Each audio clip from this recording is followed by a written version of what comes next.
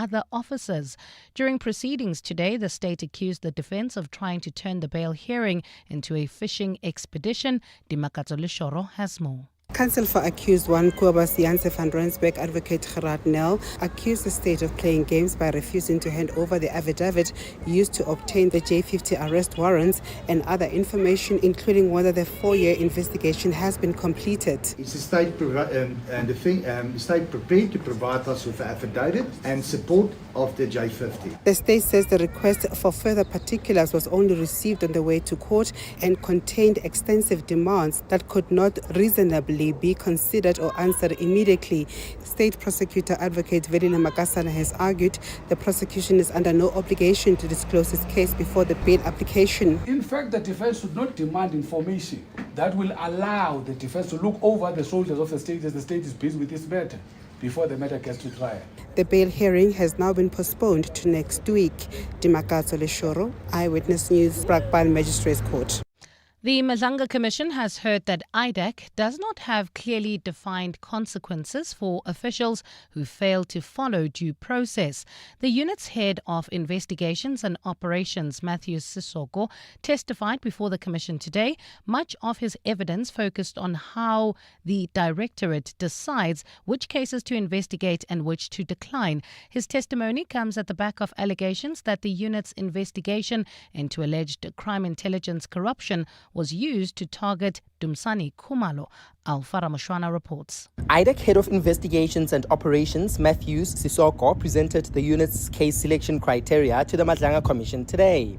The manual sets out how IDEC should select cases to ensure the process is free from political and external influence. While the manual provides for consequences when procedures are not followed, Sissoko has conceded that those measures are not strong enough. The manual as it stands is not strong enough in terms of consequences. Already, as I said, that there are discussions about it, that there must be an improvement to it so that everyone complies. And there's consequence. And there's consequences. If you don't comply. The Commission has heard over the past few weeks that some senior IDEC officials failed to follow several internal processes during high-profile investigations. It has also heard allegations that the unit's investigation into alleged crime intelligence corruption was riddled with basic procedural irregularities. Alpha Ramshwana, Eyewitness News, Pretoria. We shift now to a story which contains some disturbing details of child abuse.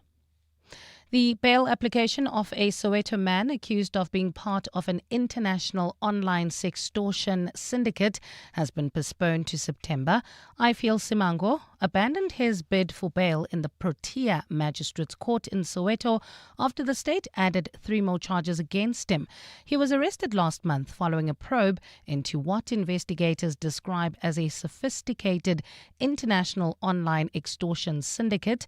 The case stems from the death of a boy who was manipulated by a fake online profile into sending explicit images of himself. Nkoskhona Malingamnisi reports. Investigators say the victim was then threatened with the release of the images unless he paid large sums of money. Despite allegedly transferring more than 232,000 rand into a PayPal account linked to Simango, the victim's pleas for mercy were allegedly ignored and the explicit images were reportedly published on Instagram. The child later died by suicide, leaving behind a note detailing the alleged extortion. The Hawks say forensic, financial and digital investigations traced the money through multiple South African bank accounts and uncovered what they believe is an international criminal operation. Investigators have so far identified 52 additional victims across the world, including 2 South Africans believed to have been targeted by the same syndicate. See Konamaningam Eyewitness News. Debt experts have warned that the steep increase in the price of paraffin could have a devastating impact on lower-income households. As of yesterday, the price of illuminating paraffin increased by 2 rand a litre. Debt Rescue says households are already burdened by rising transport costs, with diesel also going up by between R1.23 and R1.38 a litre this week. The company's Annelien van den Poel says fuel price hikes have an overall effect on financial financially distressed consumers. This is due to higher diesel costs, driving up household essential pricing as a result of increased delivery costs. Paraffin increases is concerning, particularly for lower income households that rely on it for cooking, heating and lighting. These are families who already have very little room in their monthly budgets to absorb another increase. The real concern is the cumulative erosion of household affordability. Consumers are not dealing with fuel prices in isolation. They're also facing higher food, electricity, transport and debt costs. And United Nations rights experts have urged the international community to act swiftly to prevent U.S. sanctions from pushing Cuba into a full-blown crisis. U.S. President Donald Trump has drastically ramped up pressure on Cuba in the recent months, cutting off fuel supplies and threatening to take over the island. This has worsened economic conditions, led to major shortages of fuel, and contributed to widespread power outages. In a statement, the UN experts say energy, transport, irrigation and basic services are failing, affecting mostly vulnerable groups in Cuba. Gold is trading at $4,253.68 an ounce. The rand is at 16.32 to the dollar, 21.97 to the pound, 18.82 to the euro, and Brent crude oil is at $80.27 a barrel. Germiston roadworks still slowing down traffic heading towards Brakpan N17 eastbound from Wits Rifles to Osborne Road, and in four-ways traffic lights still not working at Witkoppen and Cedar. In your sports, the Proteas women's inbound tour against India is revised to include a T20 series. Aubrey Mudiba reflects on Mamelodi Sundowns' pre-season after Jaden Adams' tragedy, and Ugandan footballer David Owari killed in suspected robbery. It's a fine afternoon in Gauteng today. Temperatures have peaked at highs of between 23 and 25 degrees. The top story in EWN, suspended Deputy EMPD Police Chief Julius Mkhwanazi will remain behind bars until next week after his bail application was postponed. EWN, in touch, in tune and independent. For the latest, visit ewn.co.za or download the EWN app.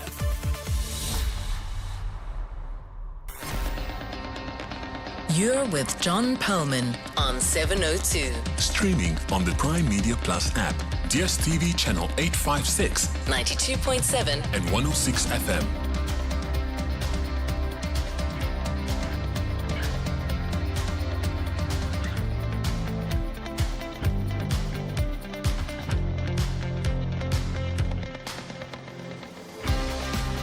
Very good afternoon, everyone. It's 9 minutes past 3 on Thursday, the 6th of August.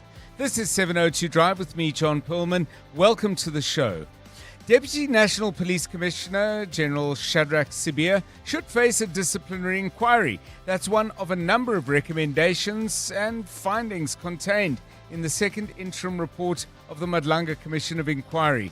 What else is recommended, and do the contents of this report take our understanding of both the problems and solutions in regard to corruption in the police forward? After 5 o'clock, we'll talk to the head of the Parliamentary Portfolio Committee on Policing, Ian Cameron, my guest, at about 10 past 5. Government, specifically the Department of International Relations and Cooperation, is putting together new guidelines that will set rules for the travel of former presidents. All of this prompted by what happened in India. You may recall recently, former President Jacob Zuma was there, attended a religious festival and was photographed with one of the Gupta brothers. King Klima Kubela knows diplomacy inside out. He's our guest at 10 past 4. Do we need these rules? Are these the right ones? Looking forward to that. As you heard a moment ago, Mbali Dlamini letting us know that Brigadier Julius Mkhwanazi will stay behind bars as he faces charges of murder. We'll find out more about that with our reporter Dimakatso Lishoro, who's been covering that story. Europe has an olive oil crisis. Is that South Africa's opportunity? Probably a mixed bag, because on the one hand, we do have our own olive oil industry. On the other, if you scan the shelves in any supermarket, a huge amount of particularly bulk olive oil is brought in from other parts of the world, particularly Europe. If those prices rise, are we facing yet another driver of inflation hitting your pocket and mine? We'll talk about that at 10 to 4. And earlier this week, we celebrated Louis Armstrong with his fabulous, deep and vibrant voice. What a wonderful world. What a wonderful voice. But there are also some singers who hit the sweet spot too, from the completely opposite end of the vocal range.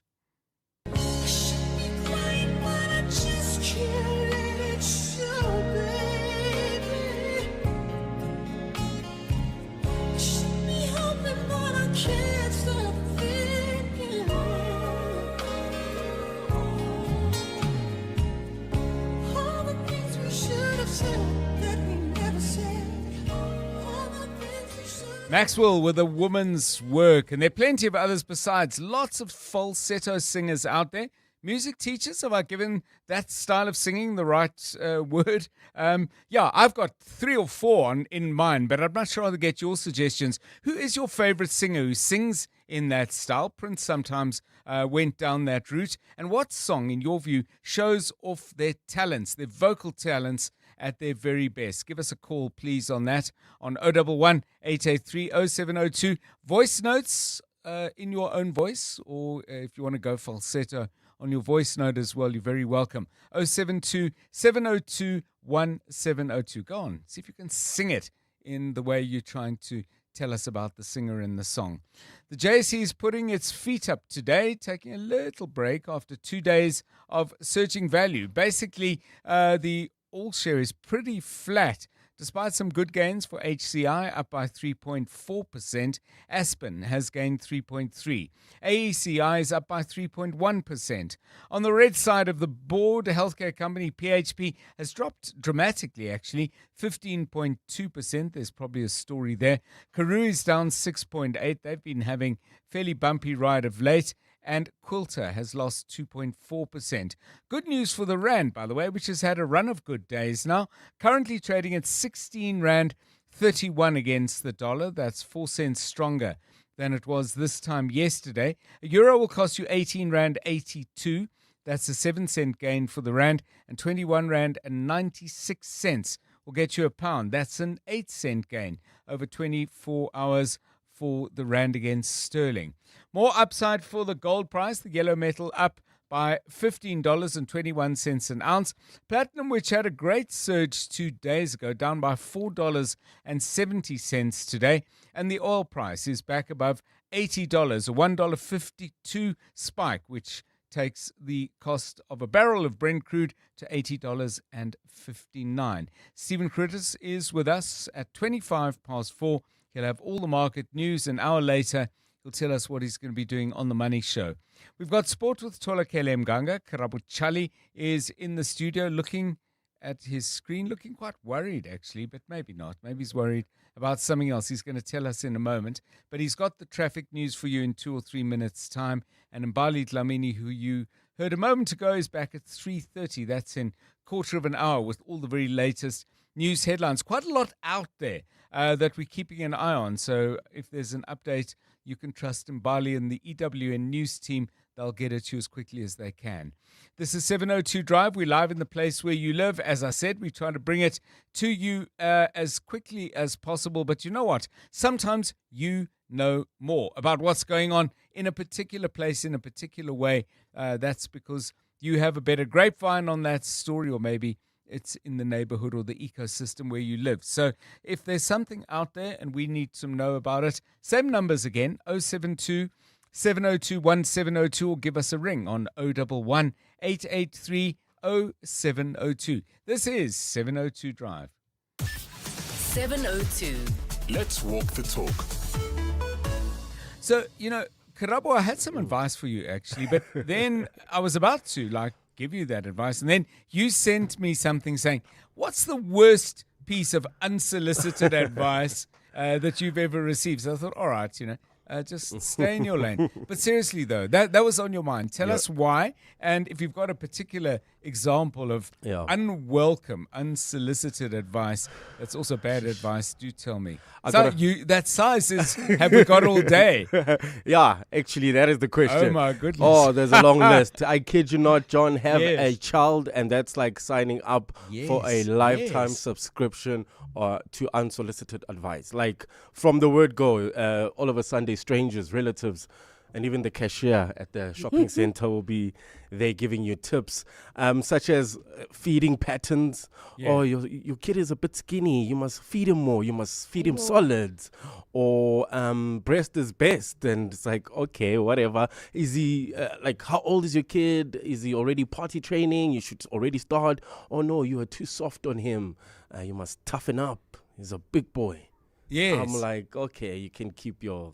And so was this particularly more when your boy was younger? It Or goes is it on going and now? on and on and Yes. on from since he was born. Yes. And it's still the worst that really gets me. It's like, oh no, you can't have one kid. He needs a sibling. Oh, Yes. okay. Yeah, so, okay, give them your bank account details. And yeah, can I sleep at your house from time to time?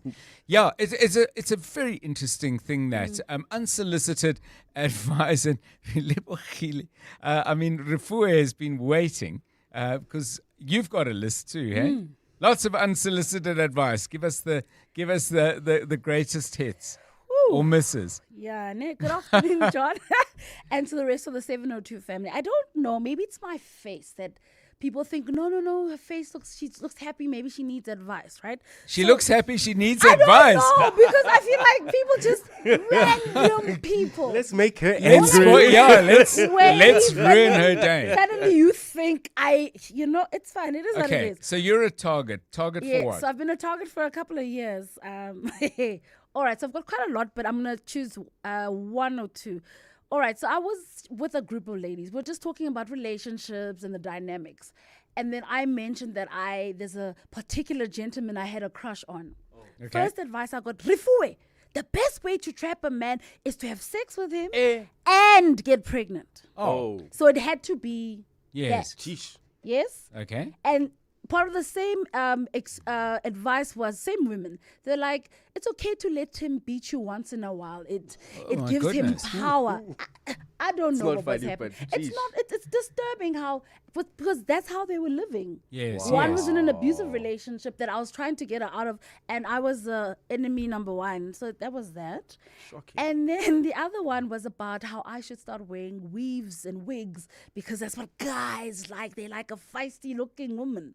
So I don't know. Yeah. Yeah, it's disturbing. It's mainly relationship that I get. And is this people who you don't say, I'm just thinking maybe I want to do this or that, and then they come in and offer advice. They just out of the blue say, you know what, I've been thinking about you and your problems, and this is what you must do. Is it that sort of vibe? Out of the blue, and Okay. then there was another one. I don't know. Maybe it's my season to get married or date. I don't know, John. There's an expert we use regularly. I'm not going to mention their name. Comments on my status, right? Hey, how are you doing? Blah blah blah on WhatsApp. Sends me a 10-minute not a podcast, but a long 10-minute voice note. Yeah. Refuwe, if you want a man, you need to stop playing hard to get. Show him we have nothing to lose. Maybe your man is in the Eastern Cape waiting for you. Wow.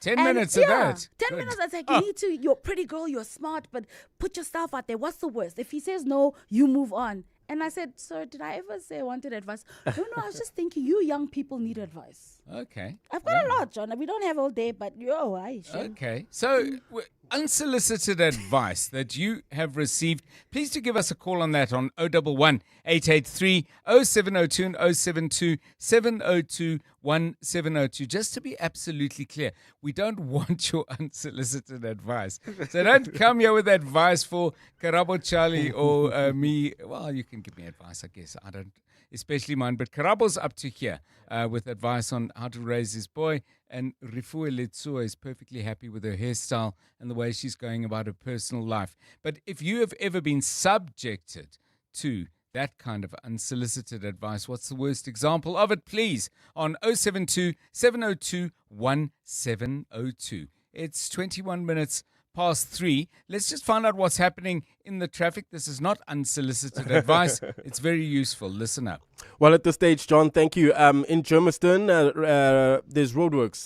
This is causing delays. Traffic is building up at this stage. Germiston heading towards Brakpan on the N17 eastbound from Wits Rifles to Osborne Road, while in Bedfordview, traffic is also a bit sluggish. This is heading towards Alex on the N3 northbound between Van Buren and the Gilulis interchange. Otherwise, generally things not looking too bad. No serious accidents have been reported on our highways at this stage. However, look out for those faulty traffic lights in 4 ways at Witkoppen and Cedar. There's also traffic lights out of order. This is in Douglasdale at Witkoppen and Douglas Drive. If you come across any other traffic issues, kindly WhatsApp us on 072 702 1702. You're with John Perlman on 702. Let's walk the talk. Right, let's take ourselves out to Ekurhuleni, specifically to Brakpan and the court there where suspended Metro East Ekurhuleni Metro Police Department. There, I've got that. Chief Julius Mkhwanazi and 4 others appearing in connection with the murder of Emmanuel Mbense. Bail application postponed, but much was said before that decision was reached. Let's get a sense of what went on in the court and who was there. In particular, Dimakatso Lishoro was in the benches and is with us now, EWN reporter colleague. Dimakatso, very good afternoon. So we're coming back, you're going back on the 13th of August. What came up in the court as both sides put their arguments? Good afternoon to you. Hi, John. So it was a debate about the issue of bail. As you know, the accused made their first appearance today, and naturally the issue of bail came up. However, the state had said from the outset that they're going to oppose bail because, remember, one of the charges that they are facing, the accused, is a Schedule 6 murder charge of killing, allegedly, Emmanuel Mbense. So when that happened, the defense came and said, look, because now the onus is on us to prove exceptional circumstances that permit the release on bail, we need more information from the state as to what is the reason that they are opposing bail, and they also wanted the affidavit that they used to obtain the J50 warrants that they used to arrest the accused yesterday. And, it was a debate between them where the state was saying that it is under no obligation to disclose its case, and the defense must put an application across to say why is it that they feel they qualify, they're accused qualified to be released on bail, given that one of the 3 charges that they're facing is murder. And it was a back and forth about that. And, both counsel for accused 1 to 5 arguing that the state has a responsibility to allow them, enable them to answer their case in terms of the bail application, because as things stand, John, usually you'll have the state saying that they oppose bail because an accused is a flight risk, they haven't been able to obtain an address, or they may intimidate witnesses. But at this point, we don't know why the state saying it's opposing bail outside of the fact that they're saying that this is a Schedule 6 charge. But also the attorney for Julius Mkhwanazi argued that, in fact, there is no, the charges that have been leveled against his client don't constitute a Schedule 6 charge. His argument is that, according to the state's case, Mkhwanazi was called to the scene after Emmanuel Mbense had been killed. Therefore, the best they can get away with is an accessory after the fact.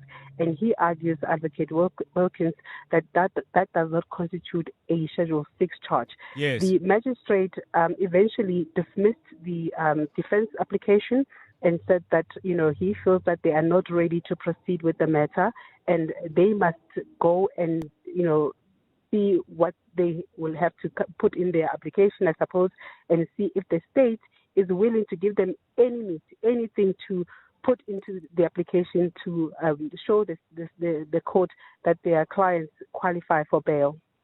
Thank you so much, Dimakatso. Just a last one, and briefly, if you can. I mean, the Mbense family, were they in the court, and if they were, did they have anything to say to the media afterwards? The mom was in court today, but, given the circumstances, we were not able to speak to her. But she's the only one that we saw in court today. We did try to maybe have a word with her, but it didn't work out today. So we're hoping that the next time maybe we may have other family members who are open and are willing to speak to the media. But there was definitely representation. I must say she did look sad. I mean, obviously you can understand the circumstances.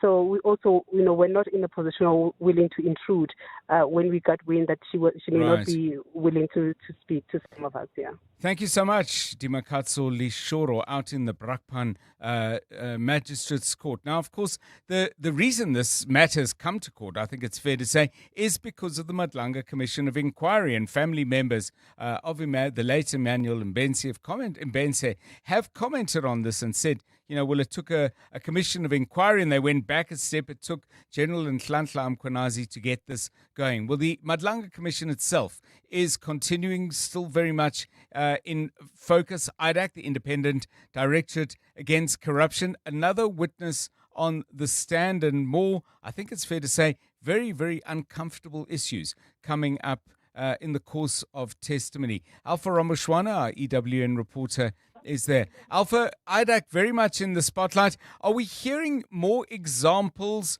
of abuses that have already been catalogued, or are we hearing of some new things that perhaps haven't been spoken about before? Good afternoon to you.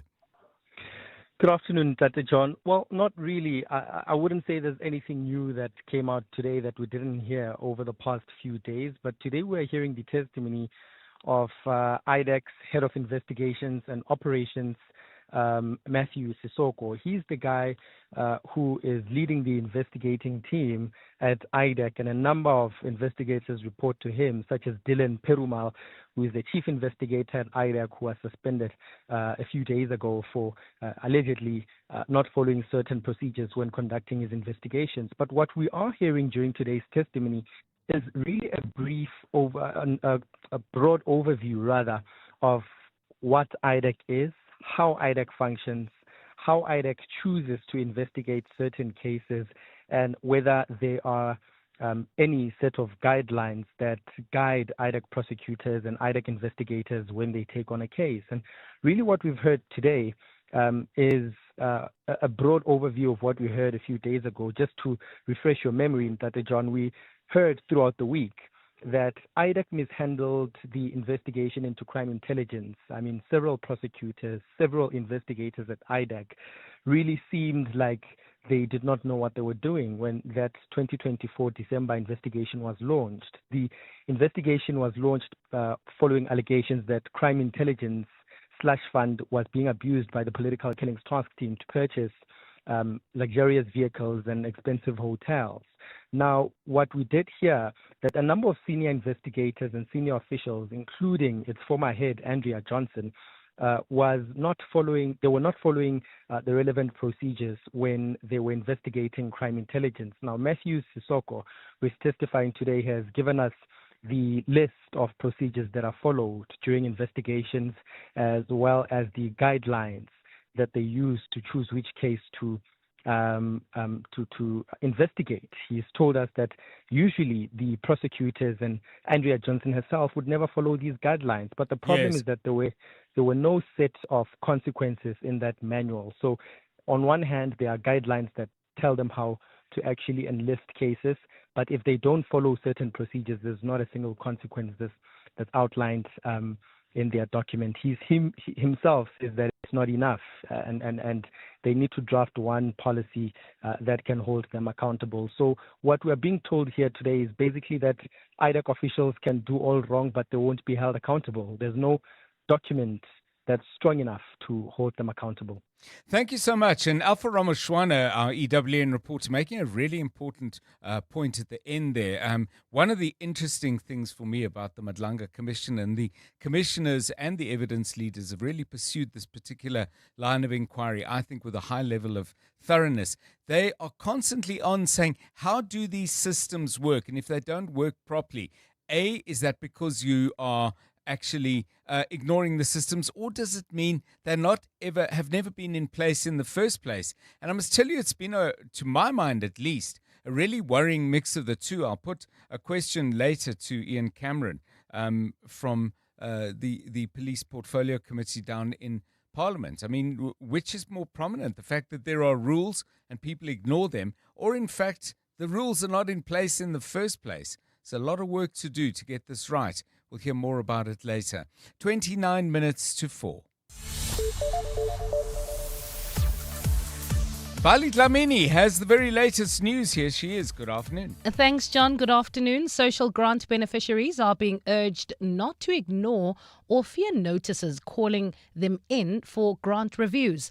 The reviews form part of government's efforts to protect the system from fraud and ensure only those who qualify continue to receive payments.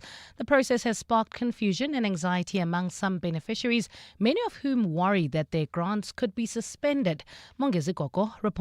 The reassurance comes as Social Development Minister Dina Pule and SASSA CEO Matsobane Matlo conducted an unannounced oversight visit to the Pretoria Central SASSA office. The visit formed part of government's ongoing blitz inspections aimed at strengthening service delivery and tightening controls against fraud within the social assistance system. Amid long-standing concerns over system failures, lengthy queues and delays at some SASSA offices, officials also used the visit to encourage beneficiaries to respond to review notices rather than avoid them. SASSA CEO Matsobane Matlo. Especially when they get notification that their grants are due for review, they mustn't panic. They must just come and make a representation. And out of assessment, then we'll tell them whether they're still going to get a full grant or they can get a reduced grant. The agency says the review process is designed to verify that beneficiaries still meet the qualifying criteria while safeguarding public funds against fraud and abuse of the system. Monkey Ziko, Eyewitness News. Cape Town is facing growing concerns over its water supply after receiving below average rainfall this winter. Levels have dropped to 77.7% this week from 78.1% the previous week. Mayor Jordan Hill-Lewis says although the city experienced destructive storms and heavy rainfall in May, it has since gone through a prolonged dry spell. He says the city will only have a clear picture of the season once the Cape's hydrological year ends in October. So we hope for a little more rain over August and September. Obviously, you will remember as a Capetonian, we've had very wet Septembers before even. So, back in 23, we had those terrible storms in September, even in spring. We definitely do need some more rain before October. Hill-Lewis says the city is hoping for more rain over the next 2 months, but in the meantime, residents should continue using water sparingly. And the United States has asked Manila to extradite a pastor wanted for sex trafficking charges. The Kingdom of Jesus Christ founder, Apollo Quilboli, was arrested in the Philippines in 2024 on human trafficking charges. He served as a spiritual advisor for President Rodrigo Duterte, who is currently detained at The Hague on a warrant by the International Criminal Court on crimes against humanity, amongst other crimes. A 2021 U.S. indictment alleges girls and women aged between 12 and 25 were recruited as personal assistants for the pastor to prepare his meals, clean his house, and have sex with him. In 2024, Philippine President Ferdinand Marcos said government was not yet looking to extradite him because it was focusing on cases filed in the country. In your weather, it's a fine afternoon in Gauteng today. Temperatures have peaked at highs of between 20 and 22 degrees. Roadworks causing heavy delays in Germiston heading towards Brakpan on the N17 eastbound between Wits Rifles and Osborne. Look out for those faulty traffic lights in four ways at Cedar and Witkoppen. The top story in EWN. Social grant beneficiaries are being urged not to ignore or fear notices calling them in for grant reviews. Clement Maniatella. Weekday mornings, 9 to 12. 9 to 12. How long did you take a break from music? Was it 10 years? Yeah. Worst mistake of my life. But anyway, you learn, you live. Why do you think it was a worst mistake? This industry is not an industry for you to take a break. You must not disappear. So, were you intentional about the break, though, in the beginning? What was behind the reason to take a break? If you can talk about it. I got dumped and I was heartbroken. Was it that tough? I think it was just a whole series of other things as well. It's like you try, you do demos, you try and whatever. Once you get your big break, you've been waiting for this and anticipating it. I did not. It was just happening and I felt like I'm just going to crash into a wall. Award-winning artist Zamachobe. Clements Maniatella. 9 to 12 on 702. This Sunday, Josie My Josie is doing it again with Main Street Sundays. They're taking over Marshalltown and flipping the script on how Josie moves. One whole street right in the heart of the city, closed off to cars, just people, vibes, and that Main Street magic. Walked with us at the 702 Josie My Josie Walk the Talk. Come back and relive it. Missed it and caught FOMO? This is your second chance. 702 Soulful Sunday with Kenny and Pushaza are broadcasting live from Main Street Sunday. So join us on Sunday from 10 a.m. to 5 p.m. Head to josiemyjosie.com for the details and grab your free tickets. And come and see what happens when the streets belong to the people. Make Main Street your playground. Babize bonke. Checkers brings you better freshness, better choice, and better value every day. On deals like Jacob's Kroning Instant Coffee 200 or 230 grams, any two for 299 Rand, save 101 Rand. And Finish dishwashing tablets 45, 50 or 56 per pack for 229.99, save 60 Rand. Plus get up to 40% back in UCount rewards with your qualifying Standard Bank card. Valid until 10 August, only at Checkers. Big advances in health are happening right here in South Africa. Local researchers are studying a new TB vaccine called M72 that could help stop people from getting seriously ill. And programs like Cochimbilo are helping men living with HIV overcome stigma, start treatment and stay on it through peer support and private chat guidance. It's South Africans helping shape the future of global health, supported by the Gates Foundation for 25 years. Partners of human potential. The Money Show. Weekday evenings at 6. Quite a big change for the crypto industry. What regulations would there be to manage these flows of money across borders? Is it really going to be possible to enforce these? Because crypto is crypto. I think the borders are going to be where they're going to catch it. I think they might not be able to track and trace it on the actual rails themselves, but they will catch you on a fraudulent non-disclosure or negligent non-disclosure, and that's a criminal offence. You can go to jail. Natalie Scott is a director at Worksman's Attorneys. The Money Show on 702. Let's walk the talk. The Money Show with Stephen Grootes is brought to you by Absa Corporate and Investment Banking. Africa's energy future takes more than ambition. It takes turning plans into projects, opportunity into investment, intent into execution. At Absa Corporate and Investment Banking, we help connect the capital, expertise, and opportunity needed to bring sustainable projects to life across Africa. That's how we're invested in Africa's energy future. 702. WhatsApp John on 072 702 1702. Oh, John, this topic, ne? Okay, I'm a runner, ne? And obviously, if you run, you are likely to shape up, lose weight, and all that. But I am not in a business of losing weight or whatever, but automatically it does happen. So I have this one friend. Guys, all the time, every time when she sees me, she will be like, oh no, stop now. Look at yourself. You've lost so much weight. Hey, Pela, Abafana, they must have into zokubambelela. I don't know if you understand that, John. It would not sound nice if I say it in English, but all she means is that my man must have, some flesh to be able to hold on if he's holding me. I'm like, girl, she never, without fail, every time she sees me, she says that. If she sees me posting something on my status, the same thing. I wish she was a listener because at least she would know that I am so, Thank you, Lyndon and Kelami. Good afternoon, Uncle John. So I always get this advice when we talk about marriage and I talk about the fact that we don't have children as yet, and it's always that thing of, no, you must have children. You're getting old, so you must have children. Why are you not trying yet? And the question is, are we not trying? Are we not doing what is the needful? And unfortunately, we just don't want to talk about the whole experience, because basically we have tried and we have lost the offspring, 3 of them. So unfortunately, it's a sore point for us, me and my wife, but people still talk as if we are not trying. Yeah, and you know, sorry that firstly that you've had those disappointments, deep disappointments.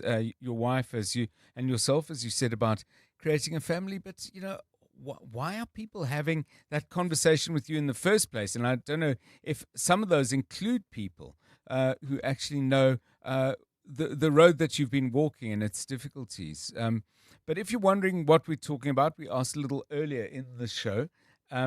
Unsolicited advice, examples that you find either particularly ridiculous or particularly funny, or actually that you find quite upsetting, because often that advice can be very personal. Send us your stories, please, on 072 702 1702 and 011 883 0702. It's 18 minutes now to 4. EWN Sport. Hi, Tola Kelly. Are we having a little bit of a sports lull, or is there stuff buzzing and happening? Lots happening, John, starting with cricket, where the Proteas women's schedule for the inbound tour against India has been revised. That's ahead of the games that run from the 9th until the 30th of December. The tour will now include a 3-match T20 series, which forms part of preparations for next year's Maidens Champions Trophy, while the multi-format tour will get underway with a historic one-off test match. That's from the 9th until the 12th of December, followed by a 3-match ODI series. Switching over to rugby, where fly half Thomas Albanaz has been banned for 4 matches after confronting referee Agnes Gardner. That follows Argentina's Nations Championship defeat to England. Albanaz had to be restrained after twice rushing over to Gardner after the Pumas were denied a potentially match-tying try in the final minute of their clash.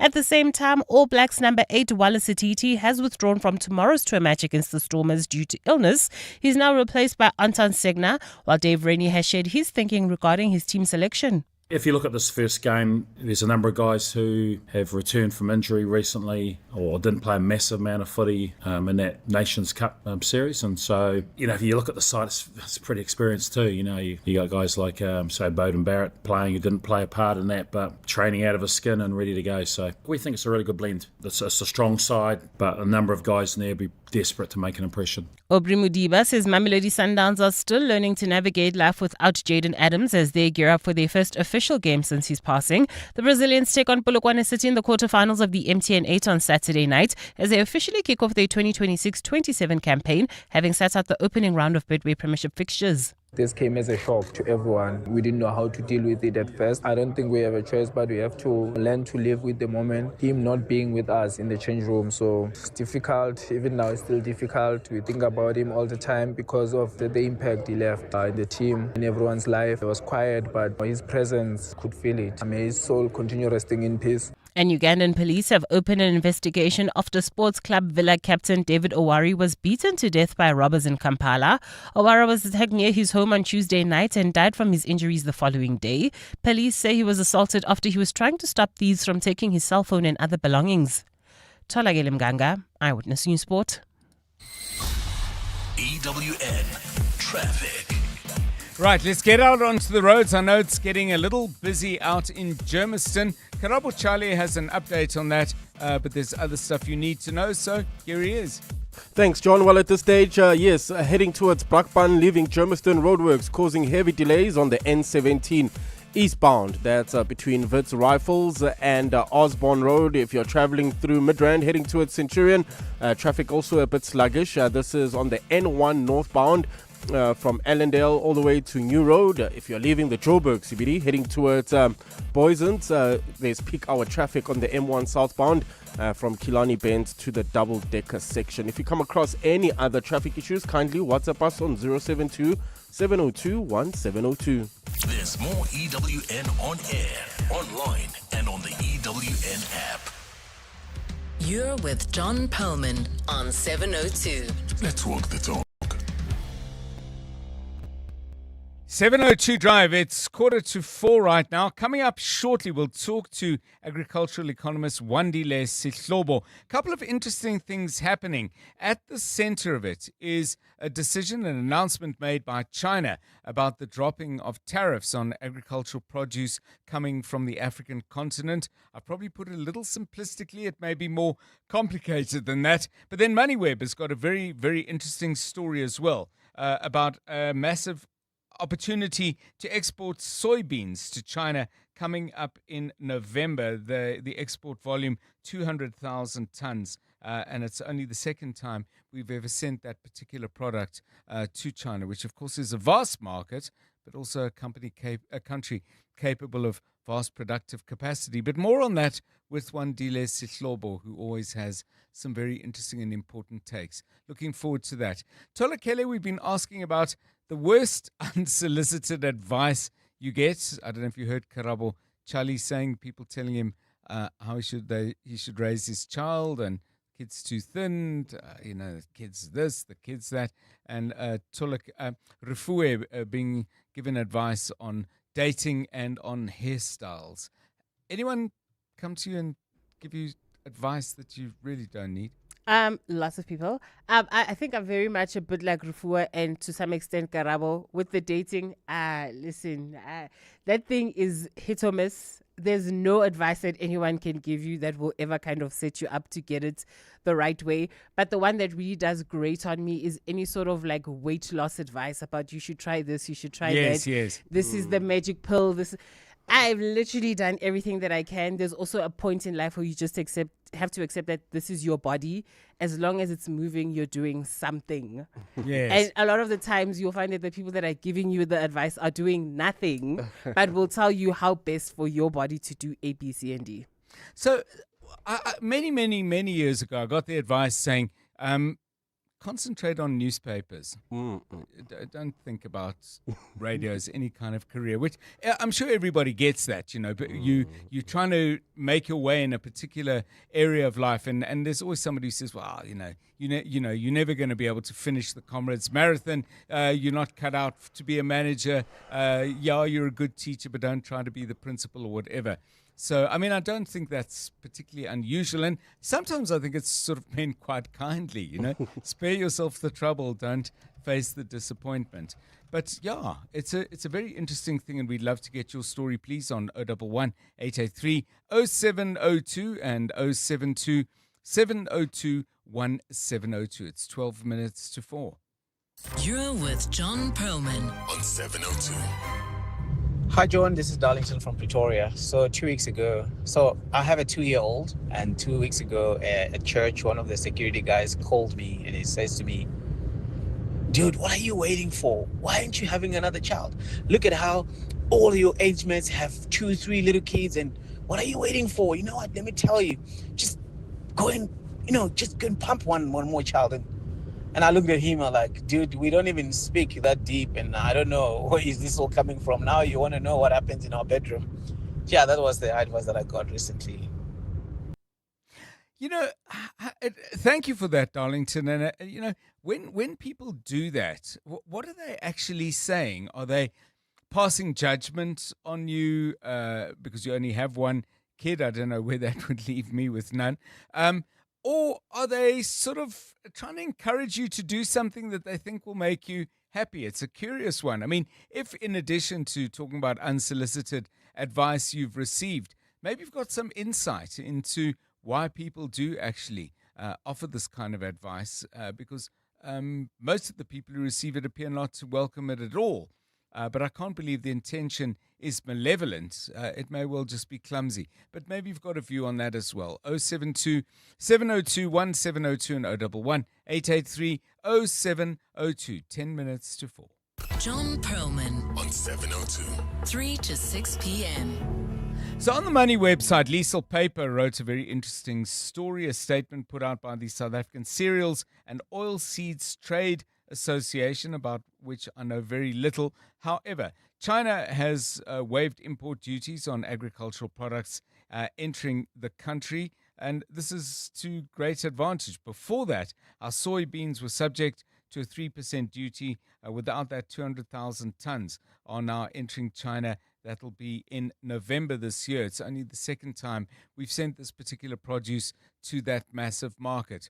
China announced this new tariff regime back in May, but of course things don't happen immediately. It's not like popping into a store and buying a light bulb. All sorts of things need to be put into place, and agriculture has its cycles. But with a few months down the road now, I think we may have some sense as to whether this is a game changer, and if so, of what scale for South African agriculture? Agricultural economist Wandile Sihlobo is my guest, and we're delighted to have him on the show. Mr. Sihlobo, welcome and thanks very much for your time. This soybean deal, let's focus on that first. Is that directly related to the tariff shift? John, good to join you. The one thing we must always appreciate the most is that China is the biggest buyer of soybeans in the world. Okay. They buy over 60% of globally traded soybeans. The fact that now we can land our high-quality soybeans there is a positive step, especially in a year like this, where we have the record harvest of about 3 million tons of soybean, and you and I will know that we only crush about 2.3 of that. So we have plenty that we'll put in the market, and this development is very positive for us. At what point, let's say this transaction goes well, the Chinese client is happy with the quality of what they get, the logistics work well, the ports do what the ports ought to do, and so on. At what point do you have a little tipping point where producers say, you know what, I'm going to put more hectares under production? We have increased our soybean production consistently over time, John. I mean, if I think back in 2014, we were producing at less than 1 million tons of soybean. Today, we are talking about 3 million tons. A lot of that, of course, have been absorbed in the domestic market, in the poultry industry, as well as the livestock industry and feed. But I think with China buying more of our products, that will induce, of course, the plantings. But I don't think that to a scale that we have witnessed in the recent past, whereby we were trying to substitute the imports. The one point that, John, not many people remember this, but just as early as 2014, again, South Africa was importing over 1 million tons of soybean oil cake and some soybeans. Now we are at a most fortunate position where we are talking about the exports. We can only just grow from the position that we are in. And I think it speaks again to this thing of global demand and investments that the farmers have made in expanding production along with agribusinesses. Let's talk, if we can, about the broader opportunity created by the Chinese decision. Is it of general benefit to our agricultural and agribusiness sector?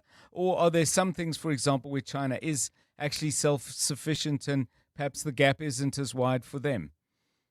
It's enormous opportunity, John. We don't emphasize this every day, but China buys roughly 11% of globally traded agricultural products. That is over $200 billion a year. To just get a sense of that compared to us, we send to the world market about $15 billion of agricultural products. So we are a tiny market. And I'll tell you this, before this reduction of tariff at the start of May, John, in China, we were having a market share of about 0.4%. And we're facing a whole range of tariffs. We are talking about 3% now on soybeans, but we were seeing tariffs on macadamia nuts of 12%, 20% on bottled wine. So now with China having given us this zero access, this is very positive for us, and it's going to be beneficial for a whole range of products, particularly fruits, red meat, grains, and our colleagues in the wine industry. I'm wondering how these cycles work, though, because, for example, there's the opportunity for China, but you may already have a contract with, for the sake of argument, Bolivia or somebody else. And presumably you've got to honor existing contracts as well as look to grow. But, particularly, stone fruit. I mean, you can't just plant a tree and expect it to bear fruit. When do you think we might see a peak in the benefits here? Or are we already seeing benefits now? And the points you are raising are important. But in the case of South Africa, we're not as worried about that because we are at a period of abundance. Yes. And we will remain in abundance when the weather conditions are favorable. Why do I say that? I say that because we are now at a position where we expect that over the next 3 years, the available volumes for fruit export they will expand by between 20 to 30%, not on new trees that we are yet to plant, on Yes. trees that we have already planted. So we have so much to put to the world market.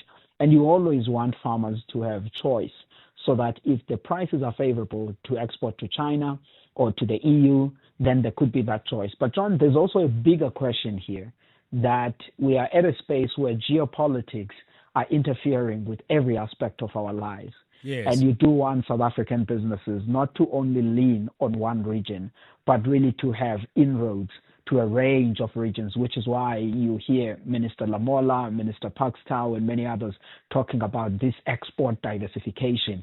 It is at the heart of what we want to achieve for agriculture and other industries.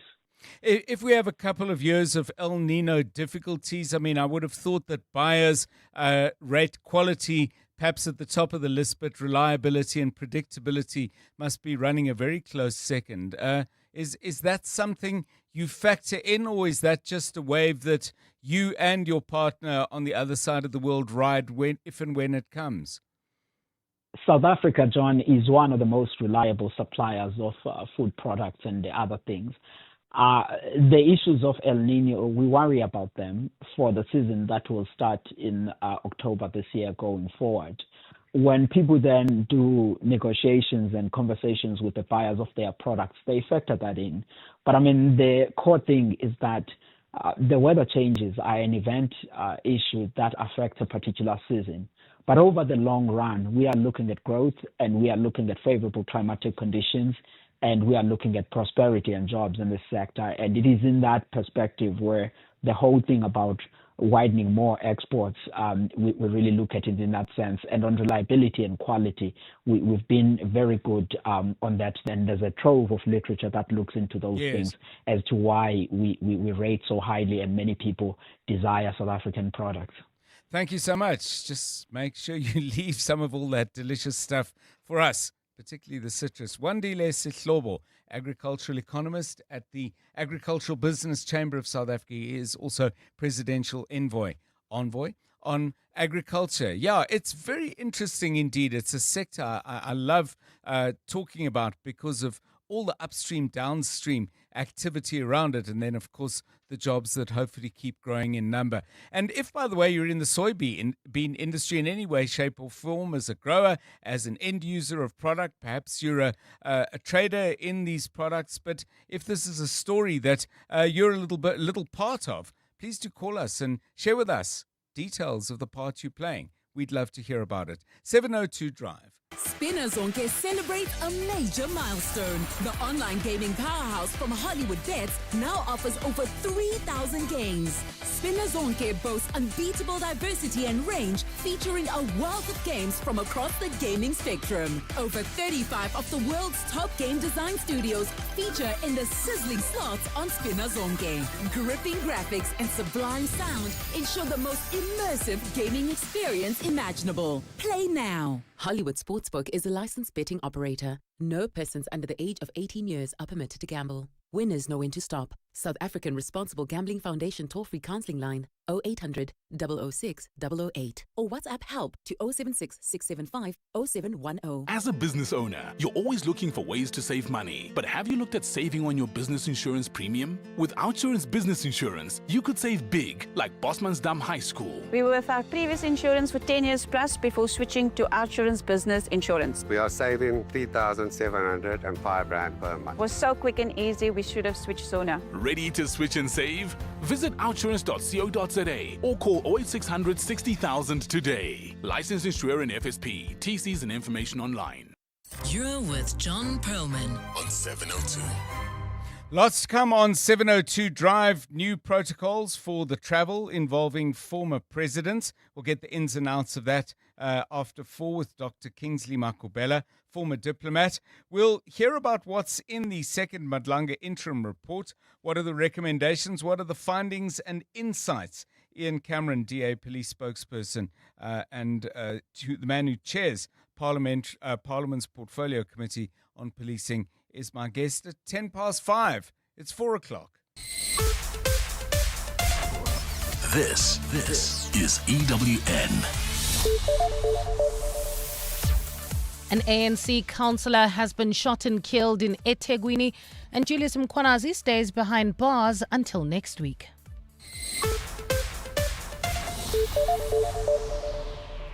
Good afternoon, I'm Bali Dlamini. Police are still combing through the scene of a shooting in Klaarwater in eThekwini this afternoon, where an ANC ward councillor was killed this morning. Preliminary reports indicate the councillor was approached in his office by an unknown man who requested assistance outside of the building. Once outside, the man allegedly fired multiple shots at the councillor. KZN police spokesperson Robert Nechiwunda. The suspect fled the scene on foot. The motive of the killing is unknown at this stage, and a manhunt for the suspect is underway. Suspended Deputy EMPD Police Chief Julius Mkhwanazi will remain behind bars until next week after his bail application was postponed. Mkhwanazi and 4 others made their first appearance in the Brakpan Magistrates Court in connection with the murder of a businessman in 2022. Emmanuel Mpenze was allegedly tortured to death and his body dumped in a dam. Details of his death emerged at the Madlanga Commission, where Witness D testified about his death, implicating himself and other officers. During proceedings today, the state accused the defense of trying to turn the bail hearing into a fishing expedition. Dimakatso Lishoro has more. Counsel for accused one, Kobus Janse van Rensburg, advocate Gerard Nel, accused the state of playing games by refusing to hand over the affidavit used to obtain the J50 arrest warrants and other information, including whether the 4-year investigation has been completed. Is the state state prepared to provide us with the affidavit and support of the J50? The state says the request for further particulars was only received on the way to court and contained extensive demands that could not reasonably be considered or answered immediately. State prosecutor advocate Velile Makasana has argued the prosecution is under no obligation to disclose its case before the bail application. In fact, the defense should not demand information that will allow the defense to look over the shoulders of the state as the state is busy with this matter before the matter gets to trial. The bail hearing has now been postponed to next week. Dimakatso Leshoro, Eyewitness News, Brakpan Magistrates Court. The Madlanga Commission has heard that IDAC does not have clearly defined consequences for officials who fail to follow due process. The unit's head of investigations and operations, Matthew Sissoko, testified before the Commission today. Much of his evidence focused on how IDAC decides which cases to investigate and which to decline. His testimony comes at the back of allegations that the unit's investigation into alleged crime intelligence corruption was used to target its head, Dumsani Khumalo.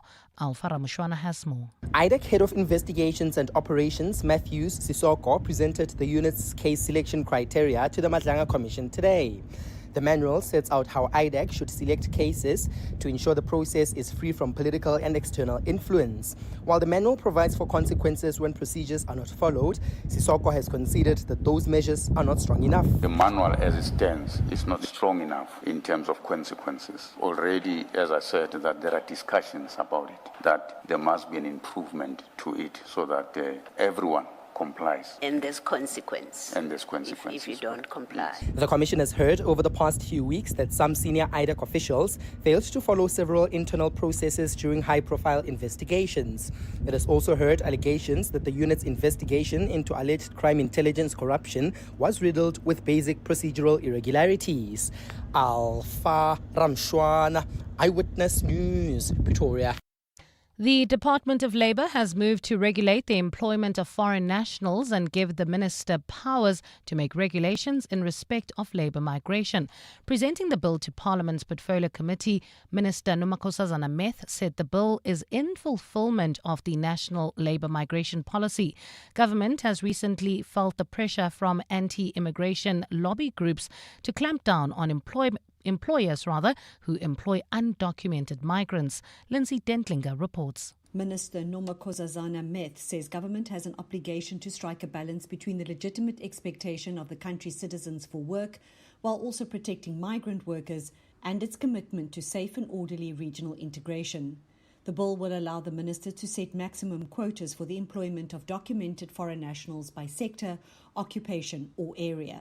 It requires employers to employ only foreign nationals entitled to work here, to search first for South Africans with the necessary skills The bill also empowers labour inspectors to enforce penalties for non-compliance by employers, particularly repeat offenders. At the same time, it affirms that every migrant worker is protected equally under our laws with recourse against non-compliant employers.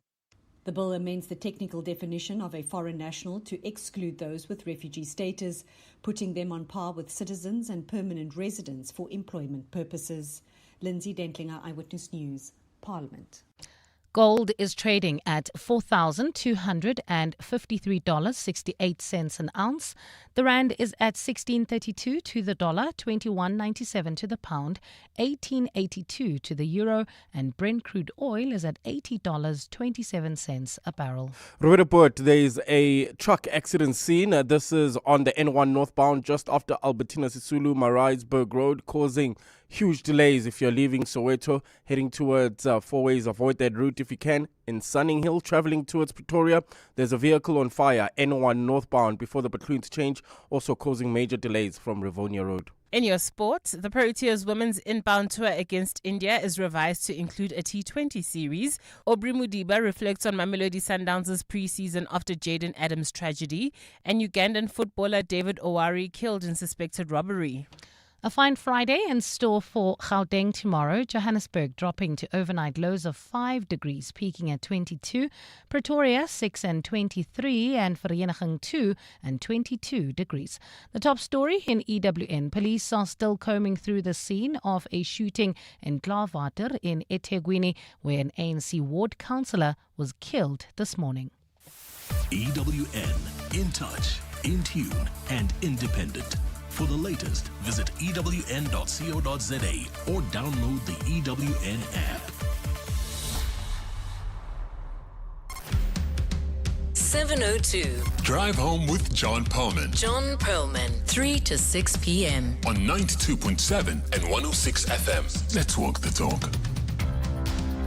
7:02 Drive, it's 8 minutes past 4. Good to have you with us on the show. Over the next hour or so, we're going to be doing what I think is some very interesting stuff. Shortly, a conversation with former diplomat Dr. Kingsley Makubela. Department of International Relations and Cooperation has come up, or is coming up with new protocols because they want to avoid a situation that arose earlier this year in India. Former President Jacob Zuma met up and was photographed at an event in India with state capture-linked Ajay Gupta and present as well, South Africa's High Commissioner to India, Anil Suklal, who's actually been called back to Tshwane, back to South Africa, and there's going to be a conversation around what he was doing there. Recalled to the headquarters, we understand, for, quote, further consultations. Government looking now to avoid that. How do you avoid it, though? They're looking for some kind of clear disclosure as to what the purpose of the trip is, who you're going to be seeing, and so on. Horse left the stable, bolted, already over the hill and far away, or is this a step that can actually make a difference? Dr. Makubela, I'm sure, will have some very interesting views on that. We'll update you, of course, on what's happening in the traffic, and staying with our little agricultural theme today. We're going to finally do a story. I promised you earlier in the week we had a couple of difficulties with actually delivering it, but the huge heat wave in the southern part of Europe over the last couple of months has massively curtailed the size of that country's olive and therefore olive oil crop, not that country, that region's olive oil production.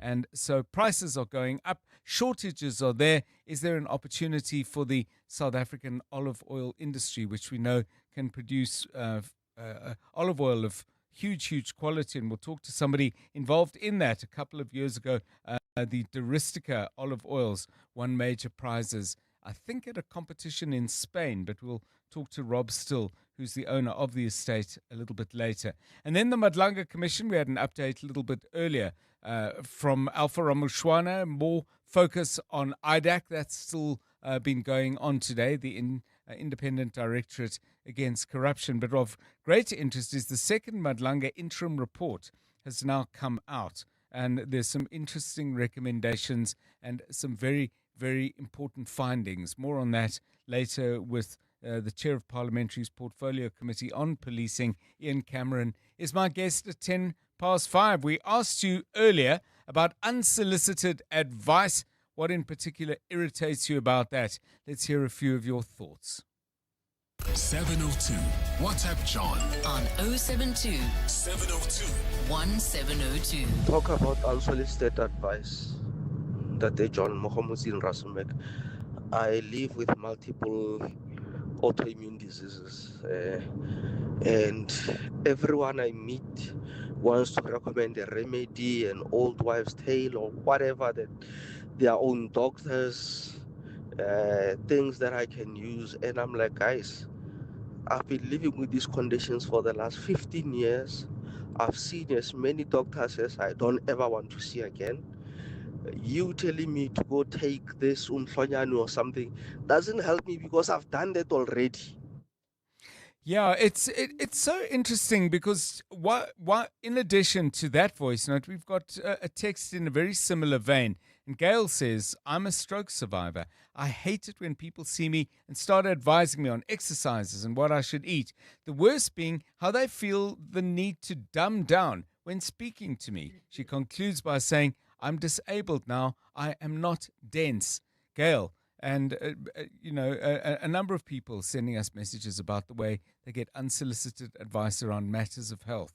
4:12. Please continue sending us your stories about on that particular theme, and you may, of course, want to comment on all sorts of issues that are out there in the news. Give us a call. 072 702 1702 and 011 883 0702 4. EWN Traffic. Yes, this EWN Traffic is brought to you by Outsurance. SMS out to 45142 now, and you could save on car insurance. If you don't, ask them for 500 Rand. Karabo Chali is, as always, your man. Yeah, John, all of a sudden, traffic is pretty hectic around Joburg. In the past hour, we've had a few reports. At this stage, there's two voice notes that are reporting on two separate incidents on the N1 North. So please keep note. Hi, 702. Just to let you know, in November 1, going towards Pretoria, there is a car on fire and a huge big accident scene. It is near the Rivonia Road off-ramp going towards Pretoria, that direction. Between the William Nicol or the Winnie Mandela right close to the Rivonia Road off-ramp. So I'm sure many people have told you about it already, but just to let you know, it really is a huge, big scene. Hello, 702. Prolipo here. I just want to report some traffic situation here on the N1 north boundary, just after the Maritzburg off-ramp. There is a trailer, there's a truck in fact, that has a fallen trailer. The trailer has fallen off from the truck, so it's causing some heavy delays here. It's really starting to get heavy. Thank you, cheers. Yeah, so at this stage, if you are leaving Soweto heading towards Four Ways, avoid the N1 North already. Delays of about 30 minutes. This is all the way from the N17. And then in the Sunninghill area, that vehicle on fire, also huge delays coming from Four Ways heading towards Midrand. Delays from Rivonia Road. We have also slow-moving traffic in Sandton heading towards Midrand. M1 northbound from Ethel Oaklands to Marlborough Drive. And in Germiston, roadworks now causing more than a 20-minute delay. N17 eastbound from Wits Rifles to Osborne Road. For the latest traffic updates, you can also follow us on X at EWN Traffic. There's more EWN on air, online, and on the EWN app.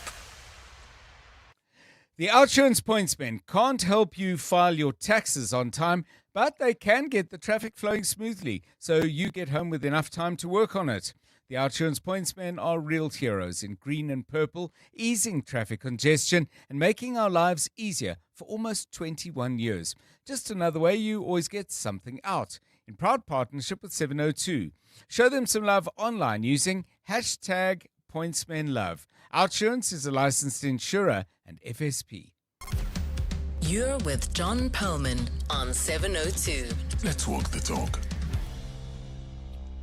Right, let's focus our attention now on a story we covered a couple of weeks back. It was at the tail end of June, but a story that now has a further development. What prompted this? Well, back on the 26th of June, former President Jacob Zuma, who was visiting India, was photographed at an event in that country. It was an event that was hosted or featured the appearance of a particularly significant religious leader in that country, Swami Kailashanand Giri, and it took place in a town or city called Haridwar. Former President Zuma was photographed alongside our High Commissioner to India, Anil Suklal, but also present there was Ajay Gupta from the Gupta family, against whom so many severe allegations have been made. Since then, there's been an inquiry. Questions have been asked about the conduct of High Commissioner Suklal, and now government is proposing through the Department of International Relations and Cooperation much stricter rules around the travel of former presidents, because assistance is provided to them. So former presidents, former deputy presidents will be faced, it would seem, with the new framework for protocol and diplomatic support. Is this too little, too late? Is it creating a whole set of rules really because of the conduct of one individual, or is this long overdue? Let's get the view then of somebody who knows a great deal about diplomacy, having been a diplomat at the highest level himself. Dr. Kingsley Makubela joins us. He's also the director at Risk Recon. Dr. Makubela, welcome, and thanks very much for your time. It seems at the center of this, a mandatory disclosure mechanism, full details of the purpose of travel programs, people you're visiting, key engagements, and etc., etc. Is this really necessary, or is this trying to do something about, keeping a horse in a stable after the horse is long bolted? Good afternoon, John. Thanks very much. The government would have to be very careful how they deal with this matter, because DECO cannot be the conduit for regulating former president's travel abroad. Yes. One. Two, they have to be, because that's regulated within the presidency. It's the one that funds their activities abroad. That's where their budget comes from. Two, they have to be very careful to balance the privacy of former presidents with all these disclosures that they are required to do. But what the government needs to do, in my own view, John, when they try to overhaul this, is to work have in mind that a few years later or some years ahead, you will get a former president who comes from a totally different party that is in government, who may hold different views, how to manage those kind of tensions. Who would go abroad to go and fundraise for his own party because it's allowed? How do you manage those kind of issues? So it's going to be a very delicate way, a balancing act that they need to navigate through. And I agree with you, John, to overhaul the total framework that provides rights and privileges for former presidents because of one individual. It's a total different issue. I agree with what the minister was saying, the Minister of Foreign of DECO was saying, that the former president cannot go abroad and purport to represent the foreign policy of the country when they are not mandated. I don't think anyone has done that so far. I think Jacob Zuma has gone to Morocco. He has articulated his view. He never said this is on behalf of South Africa. However, I do agree too, in terms of symbols of the country, like a flag and so on, that they cannot willy-nilly abuse the flag. So the use of the flag is totally regulated in terms of symbol of the country. So there's a framework that deals with that. So they have to be very careful what do you change, what don't you change, A step back, what support do we actually give to former presidents when they travel? Is it financial or is it purely logistical? I know logistical support has a cost, but I mean, for example, if a former president wishes to travel to Ukraine for the sake of argument, is public money covering the flight? Oh, absolutely. It covers the flight abroad and the flight domestically. Actually, in the rights and privileges of former presidents, it clearly states that the travels abroad must be within the government framework. What does it mean? It means if in government a class of travel is limited to business, they can do that. They have similar privileges as a sitting president. If they travel abroad, you must buy a first-class ticket for them, and you must provide for security and assistance and so on. That's clearly regulated, and that's paid by the state. It does start getting quite complicated then, because I mean you sketched out a very important scenario at the start, Dr. Makubela, where our configuration of party politics has changed, and there's no clear indication that we're going to have a dominant party in the way the ANC was before. So, for example, you could have somebody let's stay with the example of Ukraine, who takes a very different view on that war and what the rights and wrongs are vis-a-vis Ukraine and Russia, and would want to articulate that because that's what they've been saying in their life as a politician. Absolutely. That's why I'm saying, John, when they look at the framework, they must have in mind that you may have a former president who comes from a totally different party with the current ruling party. And how do you manage those issues?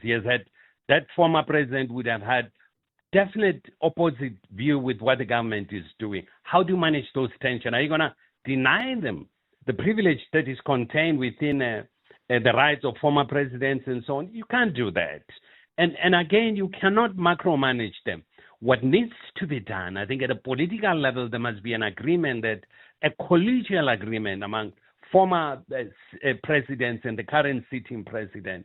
Because, John, in most instances, former presidents are used as special envoy in certain cases, where the sitting president would ask and say, well, President Mbeki, can you go to country X to go and help explain 1, 2, 3? At a very high level, they will be utilized for that. I think we are still utilizing them. President Mbeki was an envoy sometimes to the Sudan conflict.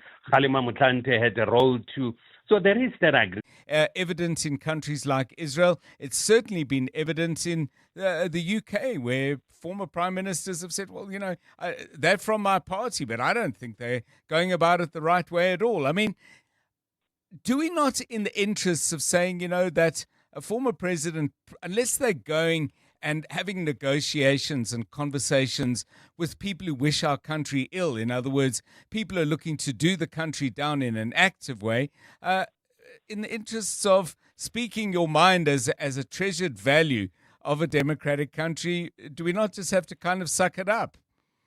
In matured democracies, these things are well managed. Yes. John, me and you, we've spoken about this. When Barack Obama came here, he came with both George Bush Jr. and Sr. in Air Force One for the funeral of Nelson Mandela. Mm-hmm. So they came here, and President Carter too.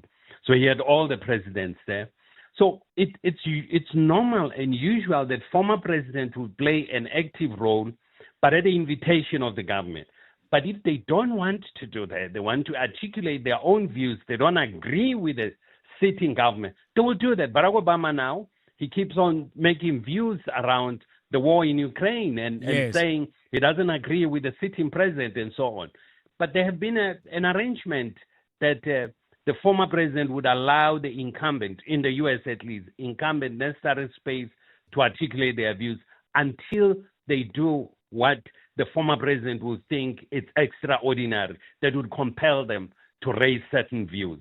So I'm saying it's a very delicate thing for us to do, given the fact that our democracy hasn't matured to that level. Level of intolerance is still high. When somebody raises an issue and they're being punished and so on, you can't do that. I want to just finally focus with you, because we did canvass your view on this earlier when the incident first arose, Dr. Makubela, but the High Commissioner, Anil Suklal, has been recalled to South Africa for a discussion about this particular issue, I'm assuming. Is that overkill? I have to be honest, the penny-pinching taxpayer in me says, seriously, do we have to do this at the cost of a flight both ways? Couldn't you have done this on Zoom, But is there diplomatic protocol where a physical recall is an indication of a degree of disquiet and censure? I mean, is this procedural or is it overkill? Absolutely. A recall is always taken very seriously. Okay. But if you read what the minister said and what I heard him say is that he's calling the High Commissioner for consultations.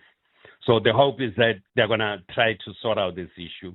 And he didn't say much in terms of what's the consultation.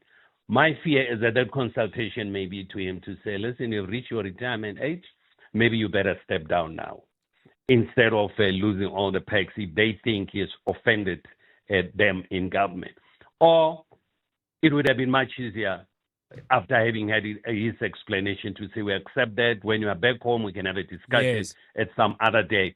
But for a special recall, it raises serious concern. We don't know what they're going to say, and I think we're waiting for them to be very transparent about what are they going to say, how are they going to deal with this matter. Yes. Because you recall, John, part of my argument was that they are punishing Anil instead of dealing with their rights and privileges. If they want to amend, let them amend that. That was my view then, and it's still my view now.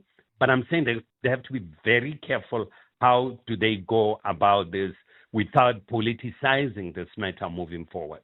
Yeah, well, if they are recalling the High Commissioner only to tell him, listen, no need for you to go back, my only hope, as I said, as Mr. Taxpayer Penny Pincher, that they only bought a one-way ticket, or at least bought the return on favourable terms. 702 Drive, Dr. Kingsley Makubela, former diplomat, director at Risk Recon, 28 minutes past 4. EWN Business. Stephen Curtis, the market's taking a little water break after running hard? A breather, I suppose. Breather, okay. A breather, yeah. I mean, Brent crude's still roughly where it was yesterday, although hopes do seem to be mounting over some kind of deal. The terms of the deal a bit concerning around the Strait of Hormuz. It looks like Iran might actually have control over who goes through it. We're waiting for more details on that. The JSE all-share flat, really, up 0.02%, 115,439 points. Financials up 0.78%. Industrials down a third. Resources down a third as well today.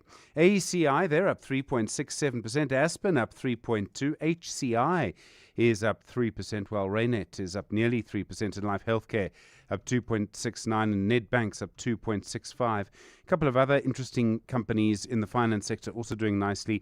Santam's up nearly 1.5%, and Absa's up 1.25%, while Sun International is up 2%, and Clicks is up 1.6%. Another bad day for PHP. They're down 15.6%, roughly where they were yesterday. Karoo also down nearly 7%. Quilter results up. They're down 3.71%. And the Vashini Group down 2.43% on the day. Glencore down 1.89% after their results yesterday. Maybe just a little bit of sort of pull back from that, suggesting that investors are sort of reading those results through again. One or two results. I mean, Sappi's reporting a loss for the quarter to the end of June. Their forests have been written down in value. Its losses grew by 450% to $181 million. Confident the fourth quarter will be better. It's got that new modern mill in the US. They think it'll make a difference. Also in talks with our government about whether low-cost container board that's imported here is actually being dumped. That could lead to tariffs there. And then Pick and Pay reporting their like-for-like sales were up 2.6%, but its turnover was flat year on year for the 20 weeks to the middle of July. South African sales were up 1.9%. Online turnover was up nearly 40%. It says ASAP is still growing. It's selling groceries on the Mr. D app as well. But they'll be pleased with this, John. Their clothing division seems to have improved. It's recovered. The growth in that segment was up 3.3%. And the internal selling price inflation, for those who watch these things, 1.3%. In the US, the S&P 500 and the Nasdaq opened lower. There was a drop in tech stocks. There were strong forecasts from Western Digital and SanDisk, but that didn't seem to impress investors very much. The Dow Jones is down 0.08. The Nasdaq is up 0.34. The S&P 500 is up 0.25. The gold price, $4,267.41. Platinum, $1,730.03. And oil, $80.67. The rand to the dollar, 16.32 to the euro, 18.82 to the British pound, 21.98. If you have a strong memory and all of those numbers are reminding you of what life was like just before the Iran conflict started, that's because your memory is very good and is working perfectly. Indeed, that's the indication, is people are sort of taking this very, very strongly, even though Brent crude's still $10 above where it was when the conflict started. Stephen Curtis, EWN Business. Thanks, Stephen. More updates from the markets and, of course, a look ahead to tonight's Money Show. That's on 7:02 from 6 to 8. Looking forward to hearing about the lineup. Stephen back with us a little bit later, 29 minutes to 5. Joining us right now, Mbali Dlamini with the very latest news. Thanks, John. Good afternoon. An inquest docket remains open in Mpumalanga following the deaths of 2 teenagers at a lodge in Sabi. The two, a former learner and a current learner at the prestigious St. Stithians College, were found dead in their room on Monday. The school has honoured the two as outstanding sports people whose talent, dedication and character made a lasting impact on the school. Police spokesperson Mavela Masondo says the inquest is geared at establishing the exact circumstances which led to their deaths. Police have opened an inquest docket for investigation after a male and a female were found deceased at a lodge in Sabi on Monday, the 3rd of August 2026. A postmortem will be conducted to establish the cause of death. The National Council of Provinces says the Western Cape High Court may not have jurisdiction to hear parts of the DA's challenge to the Expropriation Act. The dispute centres on the validity of provincial mandates that unauthorised delegates to vote for the legislation in the upper house of Parliament. Lawyers for the NCOP presented their arguments against the DA's challenge in court earlier today. Carlo Peterson is there. Lawyer for the NCOP, Advocate Kate Hofmeyer, today argued the matter should fall within the jurisdiction of the Constitutional Court because it concerns whether Parliament fulfilled an obligation under the Constitution. Hofmeyer argued that if a court with no jurisdiction makes a ruling, the ruling is nullified and cannot be heard in a higher court. The problem is that if this court lacks jurisdiction, then what goes for confirmation is a nullity. The Constitutional Court can't exercise any power over a nullity. The DA disputes this, arguing the High Court is entitled to hear the matter because the effect of the disputed mandates occurred at the NCOP in Cape Town, where the Act was passed. Carlo Peterson, Eyewitness News, Western Cape High Court. South Africa's residential property market continued its upward momentum in March. New data from Statistics South Africa shows the Western Cape remains the country's hottest property market, while national price growth continues to outpace other provinces. South Africa's residential property prices increased by 8.6% in the year to March, up from 8.4% in February. Anelita Fandese reports. The Western Cape continues to lead the market, recording annual house price growth of 12.6%. Gauteng, which accounts for the largest share of the national property market, posted more modest growth of 4.8%, while KwaZulu-Natal recorded 4.2%. Among the metros, the city of Cape Town remained the standout performer, with residential property prices climbing 12.8% over the past year. The city of Johannesburg saw annual growth of 5%, while Tshwane recorded 5.3%. The residential property price index tracks changes in the prices of homes purchased by households using data from the Deeds Office, providing a key measure of trends in South Africa's housing market. Anelita Fandese, Eyewitness News. And United Nations rights experts have urged the international community to act swiftly to prevent U.S. sanctions from pushing Cuba into a full-blown crisis. U.S. President Donald Trump has drastically ramped up pressure on Cuba in the recent months, cutting off fuel supplies and threatening to take over the island. This has worsened economic conditions, led to major shortages of fuel, and contributed to widespread power outages. In a statement, the UN experts say energy, transport, irrigation and basic services are failing, affecting mostly vulnerable groups in Cuba. A fine Friday in store for Gauteng tomorrow, lows of between 2 and 6 degrees and highs of between 22 and 23. In Roodepoort, heading towards Fourways, a truck has lost its trailer on the N1 northbound just after Albertina Sisulu Maritzburg off-ramp. This is causing more than an hour delay all the way from the N17 Soweto area. In Sunninghill, there's a vehicle on fire, N1 North, before the Butlu interchange, causing about a 30-minute delay all the way from Rivonia Road. And in Kempton Park, there's also an accident scene, R21 northbound before Atlas Road, causing huge delays from Barbara Road. The top story in EWN, an inquest docket remains open in Mpumalanga following the deaths of 2 teenagers from St. Stithians College at a lodge in Sabi. 702 Afternoons. With Relebogile Maboja, 1 to 3 p.m. Can you share it to us? Energies and vibrations speak. And if you're asleep, your energy and your vibrations and your subconscious is alert. Kanka Gunene, traditional culture enthusiast, and also happens to be an actor, a thespian. 702 Afternoons. With Relebogile Maboja. Let's walk the talk. Will you survive the AI revolution or thrive? Regenesis presents the School of AI, the first of its kind in Africa, powered by 100 world-class AI experts delivering cutting-edge training, consulting and real-world AI solutions. Regenesis has embedded compulsory AI modules across all their programs and 12 of their schools, from business and law to education and technology. Join the movement now. Enroll at regenesis.net. Regenesis, one institution leading the way. Durban is ready. Southern Africa is coming together. This August, South Africa proudly hosts the 46th SADC Summit in Durban, bringing together leaders united by a shared vision of regional cooperation, industrialization, economic integration, and sustainable development. When we work as one, trade flourishes, investment grows, jobs are created, and families enjoy opportunities. The 46th SADC Summit, one region, one people, one vision, shared prosperity. Peregrine Capital presents Brian Habana's Count to 100. In my journey to 100, it started with my first cap, then my second, 10th, 50th, 90th, 99th. Brian Habana, his 100th international test. You get to 100 one decision at a time.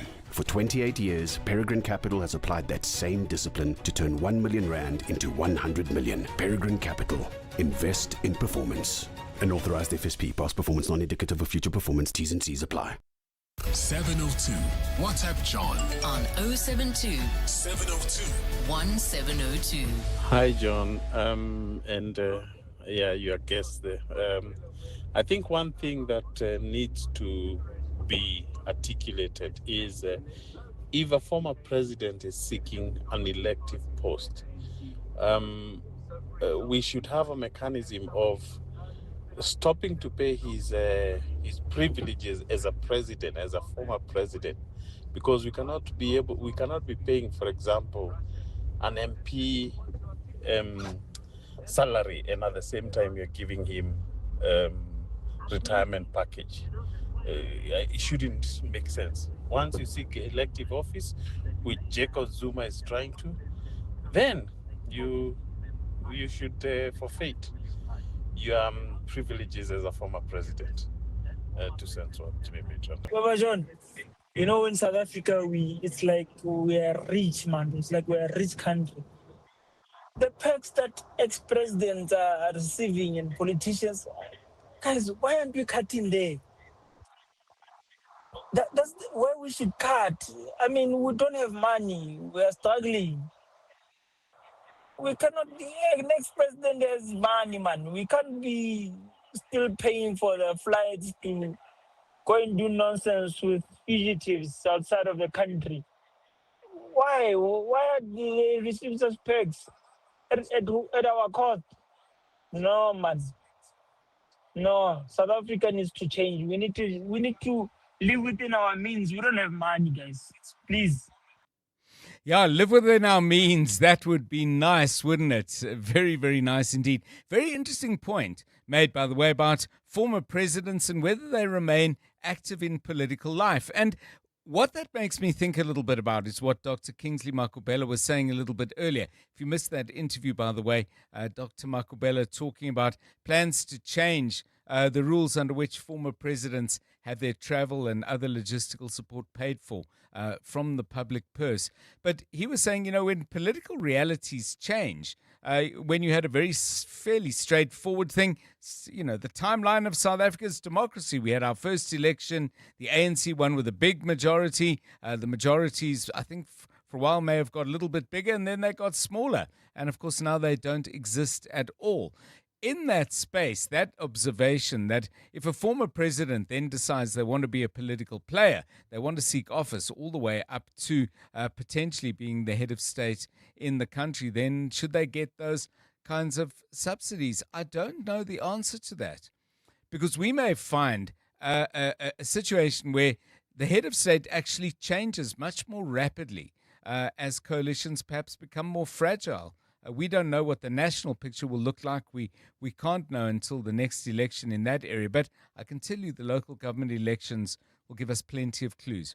Good debate. Thank you. Appreciate your inputs. Yours, please, on 072 702 1702. 18 minutes now to 5. EWN Sport. So it's a new football season, but the draw for the CAF Champions League is already underway. Some interesting news coming out of that. Here's Tola Kele. Thanks so much, John. And the preliminary round of the CAF Champions League will see defending champions Mamelodi Sundowns taking on either Willet SC or Foresters in the second round, while Orlando Pirates are up against Lekeur Waves from Mauritania in the first round. In the CAF Confed Cup, Durban City will take on Burundian outfit Rukonzo, while Kaizer Chiefs have received a bye. In the meantime, the Buccaneers are gearing up for the defense of the MTN8 title with a quarter-final clash against Durban City on Saturday afternoon.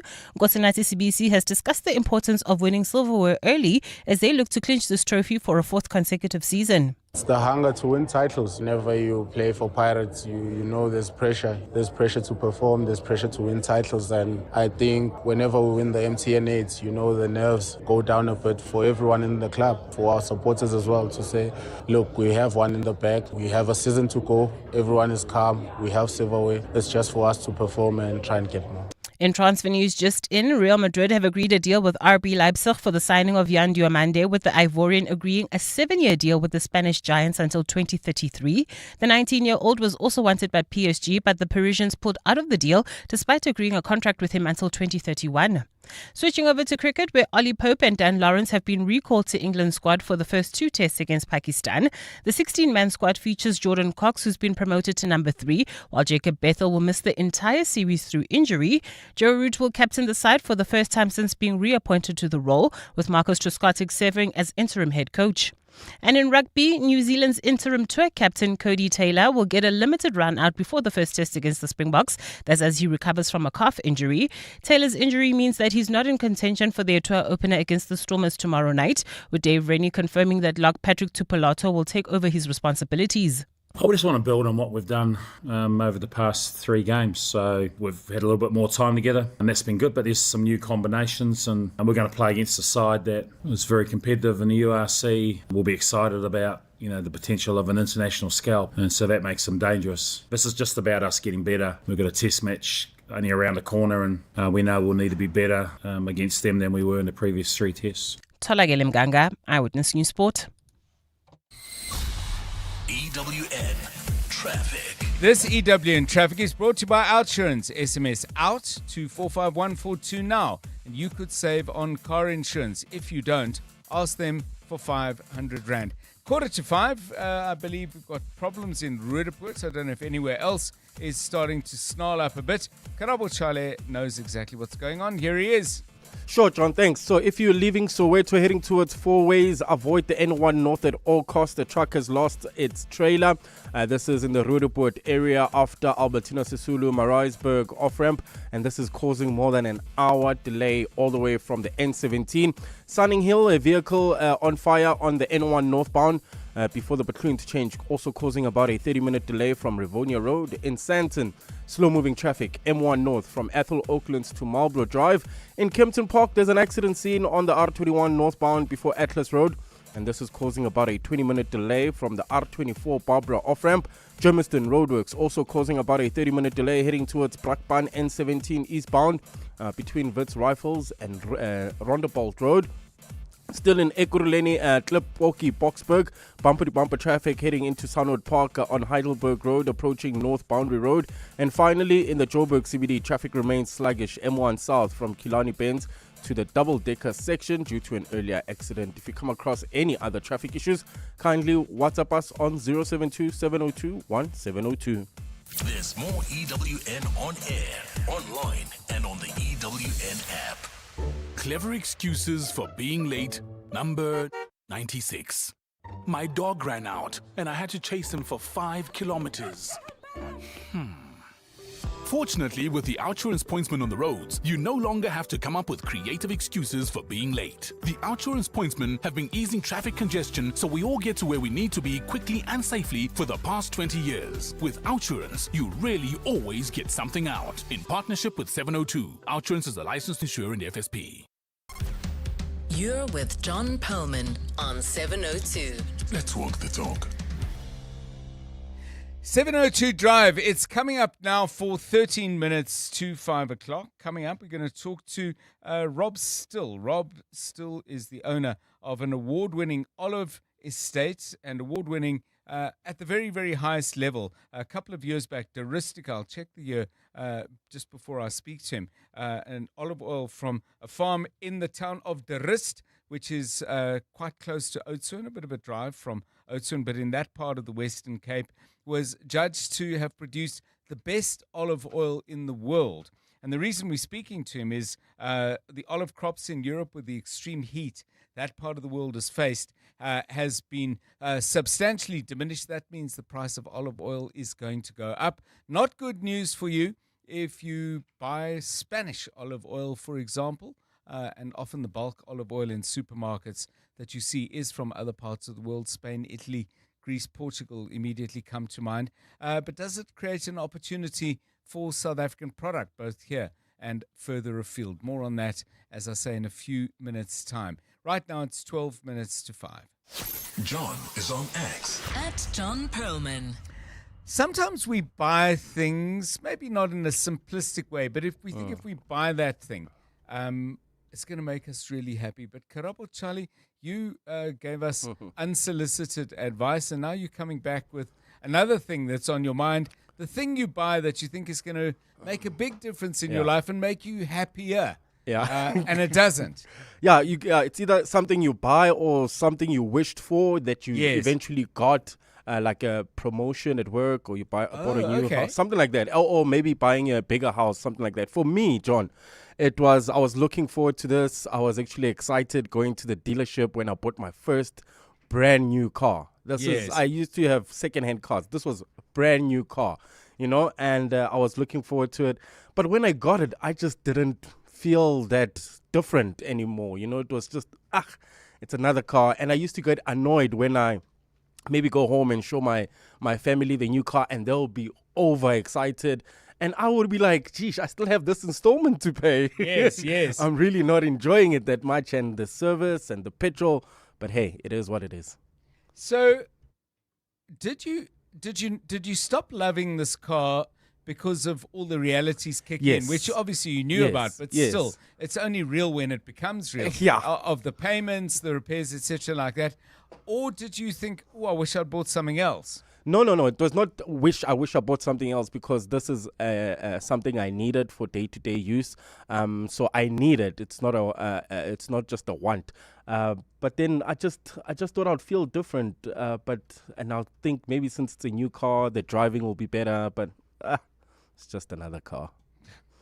Okay. And do you know that? I mean, I don't know if this is true or if it's just something that grew as an urban legend, that, that lovely new car smell. Yes. That you can get sprays of new you can car do smells. It. Well, that's what I heard. I mean, I've never gone looking for it. Is that rubbish? People who are car dealers, can you get new car spray? Of course, I could Google it, but if anyone's in the market, let's find out. Tolakele is something you bought that you thought would make you happier, certainly bring some delight into your life, and in the end you thought, nah, lots of money.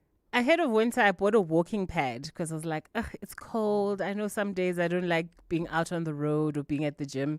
Use that thing once, John. What is a walking pad? It's literally just a pad where you're just walking. Like it's a machine, like a normal treadmill. You're just walking. Used it once, and I don't know what I'm going to do with it. If anybody's interested in buying it, it's available. Does it come with a bottle of new walking pads spray? Maybe I'll buy the spray just as an extra for that's whoever buys it. That's it. Comes with a bottle of new walking pads, nice smelling thing spray device. Okay, something you bought that you thought would bring you a degree of happiness and you didn't. This is Tepacho says you will never feel buyer's remorse if you buy a Bayerische Motorenwerker. This is a pro tip, says Tebecho, talking about his or her BMW. 702 Drive. John Perlman on 702. 3 to 6 p.m. Right, let's talk then. I mean, we've been focusing a little bit on agriculture in the show. Our earlier conversation with Wandile Sihlobo was about the opportunities opening up in China after China dropped tariffs on our agricultural goods. I think it was in the first week of May this year, and the focus of that conversation was a huge opportunity for soybean exports, which people are going to take advantage of in November. Is there an opportunity, though, in the world of olive oil production? That's because stories I've been reading, extreme heat in Europe has affected all kinds of crops, including grapes used in the production of wine, and there's plenty more besides. But olive groves have been hit particularly hard, and the cost of olive oil, which apparently in Europe has already been at a substantially elevated level, is expected to start rising again. So double-edged sword, I would have thought, for South Africans, perhaps an opportunity for our domestic industry, which has produced literally some world's best olive oil, and we'll talk to a person involved in the production of one of those products in a moment. But on supermarket shelves, you also see a lot of stuff that is imported, and you'd expect it's going to go up in price. Rob Still is the owner of De Ristica Olive Estate in the lovely town of De Rist in the Western Cape, not that far from Oudtshoorn, and he joins us now.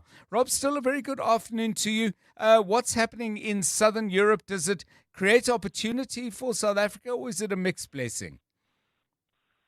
Well, it's a mixed blessing. Obviously, if they have a bad year, as they did in the past, it causes the prices to rise, and that's not bad for the olive oil industry.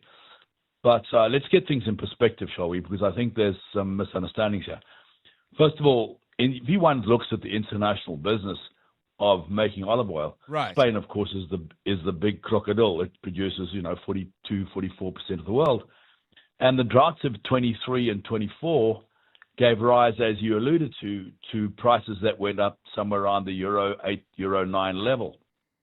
And because of good harvests in Spain in 25 and the expectation, actually, of a reasonably good harvest again in 26, the price has been going down to about 360 and has started to stabilize. The drop in price has stabilized and it's nudged up a bit in the last week or two. Mm-hmm. So the suggestion that the olive oil price is about to race up and down again is not really correct, I'm afraid. Okay, well, no, that's interesting. But if, for example, there's a gap in the supply to whoever's buying from Spain, Italy, or wherever else, does South Africa, A, have the product and B, the capacity to say, okay, there's a gap, we're going to fill it and see if we can open up new markets? The gap, first of all, one must understand, unfortunately, how really small we are. And Yes. South Africa is 2,500 of the world. I mean, that's how small we are. Wow. Okay. One factory in Spain produces 10 times South Africa on its own. Regretfully, South Africa is not going to go right into the rescue of the world if we have another series of droughts that Spain experienced in 23 and 24. And might I say that the current fires and heat waves that are occurring, whilst they do not move the needle in terms of the international output of olive oil in a place like Spain, they do not move the needle. It does change the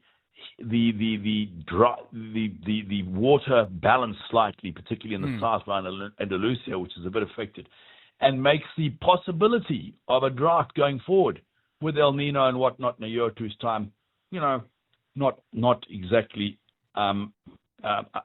impossible. Right. So we could have that. But I think the opportunity for South Africa is a different one. Okay. South Africa imports 2/3 of its olive oil consumption. Let's start off with that statement. South Africa imports 2/3 of what it consumes. Regretfully, what we import is generally of a low quality. Mm-hmm. Okay. You can go to your favorite restaurant and you're going to get some, and I'm not going to mention any names, imported olive oil. You can have it with, whatever. It's just not very pleasant. The truth is that South Africa's olive oil producers are across the board producing some of the world's finest olive oil. And the opportunity that South Africa has, and to some extent South Africa is taking advantage of in a small way, is we're starting to export top-level high-quality olive oil. So that is occurring, and that process is taking time, but it's developing year on year. But we're not regretfully going to ride to Spain's rescue or the world's rescue because of problems offshore. We're just too small. Could we become bigger? Yes, I think we probably could. But it would take many, many years. And without getting too technical, the biggest problem that I fear about our industry in terms of scale is the increasing climate warming, heating effect in South Africa. Our winters are increasingly not as cold as one would like. Yes. And olives need cold winters to hibernate in order to produce good products. So a potential challenge to what you're doing already. I mean, in 2023, I don't know if I'm pronouncing the name of the global competition correctly, Evolium, is that right? Yes, that is correct. Okay, so Evolium Duristica, 97 points, the best in the world, 2025. You showed it wasn't a one-off. You got 96 points, second in the world. So clearly each time you put your product up against the best in the world, it ranks well, and you're saying your colleagues are doing well too. How, who are you? Did you find, for example, after 2023, that you got a spike in interest in sales, but that you also brought other producers along with you in that process? John, a little bit. But, we're still out of Africa. People are, notwithstanding the awards we get, we still are, who are you? Yes, But yes. it is changing. Yes. I'll give you an example. You're right about our awards. Thank you for that, for mentioning that. We also won Best in the World again this year on a new competition of all new cultivars, which, by the way, new in the olive industry is defined as something from about World War II. And Spain had this massive competition, a big panel of 25 people in Cordoba, and out came little old Duristica yet again. And we also won the top award in Italy last year. So the thing is, we are being recognized. And if I go into a meeting with the top guys in a place like Italy, I went in last year, they were very respectful. They said, gee, they've never tested olive oil of a better quality in their lives, et cetera, et cetera. But they did not take me seriously. Yeah.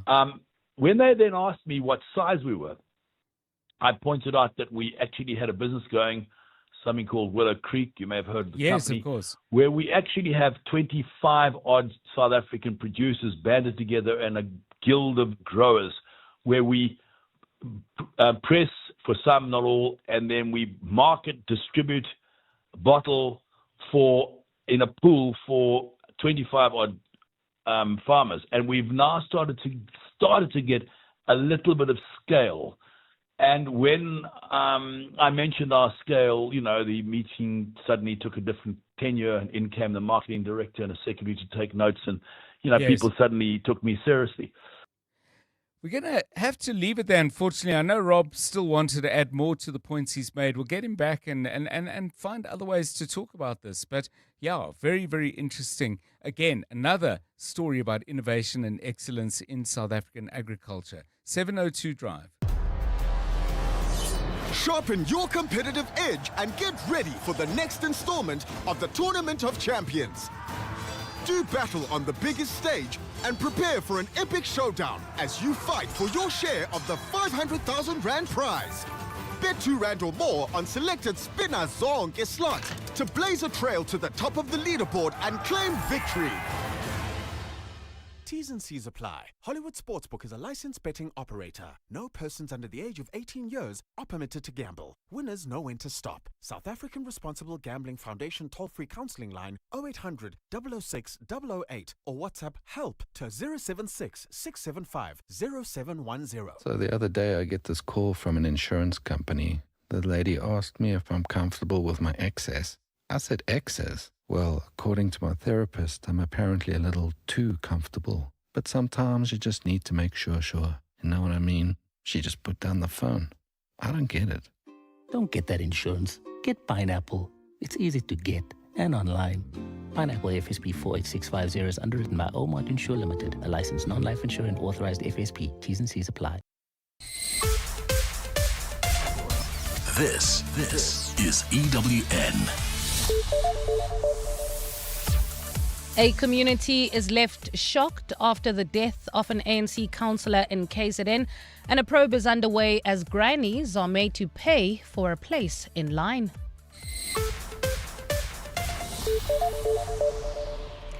Good afternoon, I'm Bali Dlamini. As police scour the scene of a shooting in Klaarwater, where an ANC eThekwini councillor has been killed, community members are gathered at the location, shocked at the incident. The councillor, who cannot be identified yet, was shot and killed this morning outside the Sizakala Community Centre. Preliminary reports suggest the gunman visited the councillor at his office, disguised as a resident in need of assistance. It's understood when the councillor tried to assist the man, he was met with a hail of bullets before the suspect fled on foot. Tabiso Koba has more from the scene. About 100 community members are gathered outside the Sizakala Community Centre in Klaarwater. This is where the deceased councillor did his community work, and this is where he was killed. One distressed community member is still in disbelief.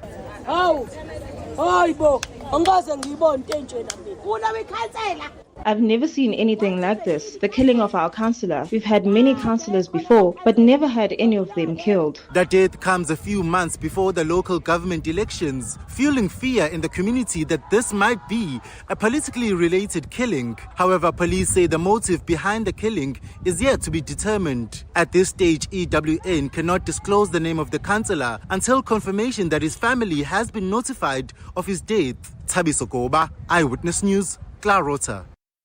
IDAC Head of Investigations and Operations Matthew Sissoko has finally conceded that he was involved in the unit's controversial Project Diversion. Project Diversion is an IDAC investigation led by former head advocate Andrea Johnson into allegations of corruption within crime intelligence. The investigation focused on claims that some senior crime intelligence officials had abused the Secret Service account. The Commission has heard allegations that Project Diversion was used to target specific crime intelligence officials, including its head, Dumsani Khumalo. Alfara Mushwana reports. In his witness statement, IDAC Head of Investigations and Operations Matthew Sissoko claimed he was excluded from the unit's crime intelligence investigation.